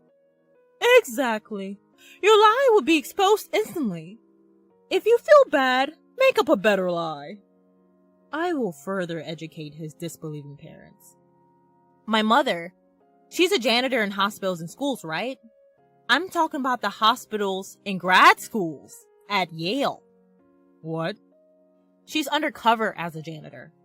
It sounds extravagant to call it an internal investigation, but her job is to observe the actual conditions of the school while cleaning to report any issues. This was a task requested directly from my grandfather. If you think it's a lie, you're welcome to verify. What? What? My detailed explanation finally seemed to lend some credibility. His parents suddenly began to panic. Why didn't you tell us something so important sooner? Yes. If we knew that, we would've. This is what happens when you don't listen to what people have to say. Such fools. I was interrupted before I could explain in detail. I was prepared to answer any questions, but it's unfortunate. I can't forgive the fact that even my precious mother was insulted, I responded quietly. The reason my mother dropped out of middle school was due to her poor health since childhood. She had a brother to carry on the family line, so my grandfather prioritized her health over education. As soon as she graduated from middle school, she moved to a country house and became healthier through ongoing treatment and rest. And there, she fell in love with my father, she said. She had a big argument with my grandparents, who wanted to marry her into a suitable family, and ended up leaving home to get married. They lived without relying on her family at all. However, when her husband passed away, and knowing that she was raising her daughters single-handedly, my grandparents recommended us returning home. But my mother didn't comply immediately. I was stubborn. she said. Knowing her, she must have felt guilty about running away and then asking to return home. Still, both wanted to see and introduce themselves to their grandchild. Gradually, the relationship improved over time. Changing her surname back to Yale was, of course, for my sake. Whether he was unable to comprehend the situation, his brother was dumbfounded. So I told him, "It seems you've been recommended for admission to the medical school." "Which university?" What? Suddenly changing the topic flustered John's brother. "Oh, so sorry. We're talking about Vassar College's medical school?" "Oh." His mother realized something upon saying that. Vassar College is a sister school to Yale. If I talk about today's events, your admission through a recommendation could be revoked, right? Hey, stop joking around. That's right. Our son had been admitted and nothing can change that. We even paid under the table to make up for the lack of grades. Revoking it now would be a joke. His father slipped up. Bribery? Both John and I exclaimed in unison. You went that far, Dad? No, that's not what I... Cornered, his father was clearly flustered. His mother and brother by his side turned pale. So, with such light-hearted attitude towards admission, so it was about money after all. Did you bribe his teacher? No, like I said, that's not... The president of Vassar College is my uncle, you know. If I report this, I believe he will investigate it thoroughly. What? What authority do you have? You're so arrogant. This time, with her face beet red, his mom comes biting at us. I hold no authority here, but I was told I'd eventually work at Yale. Say what now? That's right. I obtained my teaching license, and I'm currently working as a public school teacher to gain a wide range of experience, under the condition that I would eventually work at the university. Upon hearing this, his mother's tone softened into a coo. Oh, now, let's calm down. Let's just let bygones be bygones. Your attitude will determine whether I approve of this marriage. Isn't that a fair deal? Yeah. Our son is also the heir of our clinic. He needs our permission to get married. You want to marry John, right? His father was also entirely on board. His younger brother also chimed in. Come on now, just let them get married and tell her to not rat me out. Faced with these three selfish people, he yelled, I don't need permission from you people to get married. I'm cutting ties with all of you. What? At his fury, his family was stunned. I always thought you were pretentious because we come from a line of doctors. But I never thought you'd show such an attitude at an important first meeting with my significant other. Hey, what are you saying? That's right. Cut ties? With us? Facing his parents, who were lost for words, he continued unflinchingly. I was utterly ashamed of the way you guys had spoken to her and her mom. And the idea of bribing someone to get my brother into med school? How foolish. What? I despise you all. I don't consider you my family anymore. I'm going to marry her and be happy. Please stay out of our lives for good. With his declaration of cutting off family ties, the parents were flustered.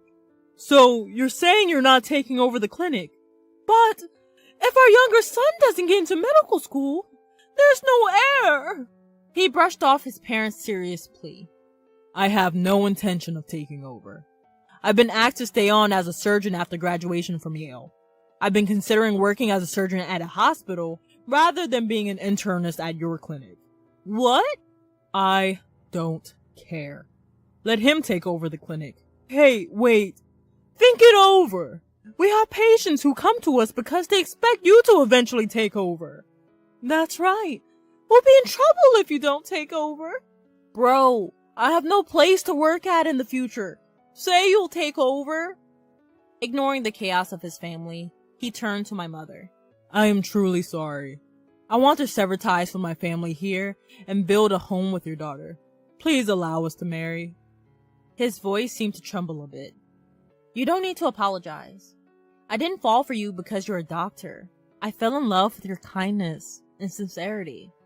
My mother, who was next to him, nodded and said, "That's right. I know that you're a kind and respectable young man. It's amazing that you're a surgeon. I want to support your dreams and happiness." Thank you. I really appreciate it. As he continued to bow, my mother watched him with a smile. His family watched the scene in a state of shock. "Mom, let's go home. There's no point in staying here anymore." "Indeed. Then we shall take our leave. If there's anything else you need to say, please reach out here." My mother left the business card of Yale's legal advisor as she left. 1 year since then, John and I are married and living happily together. He stayed at the hospital after graduating from Yale, working as a diligent and skilled surgeon. Despite his busy days with little sleep, I'm happy to see him working enthusiastically. My grandfather, who took a liking to him, said, I hope you'll join our university's hospital in the future.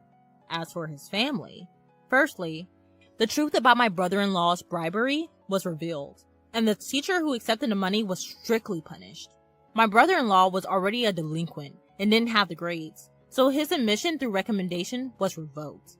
He tried to get into med school through general admission, but of course, he didn't pass.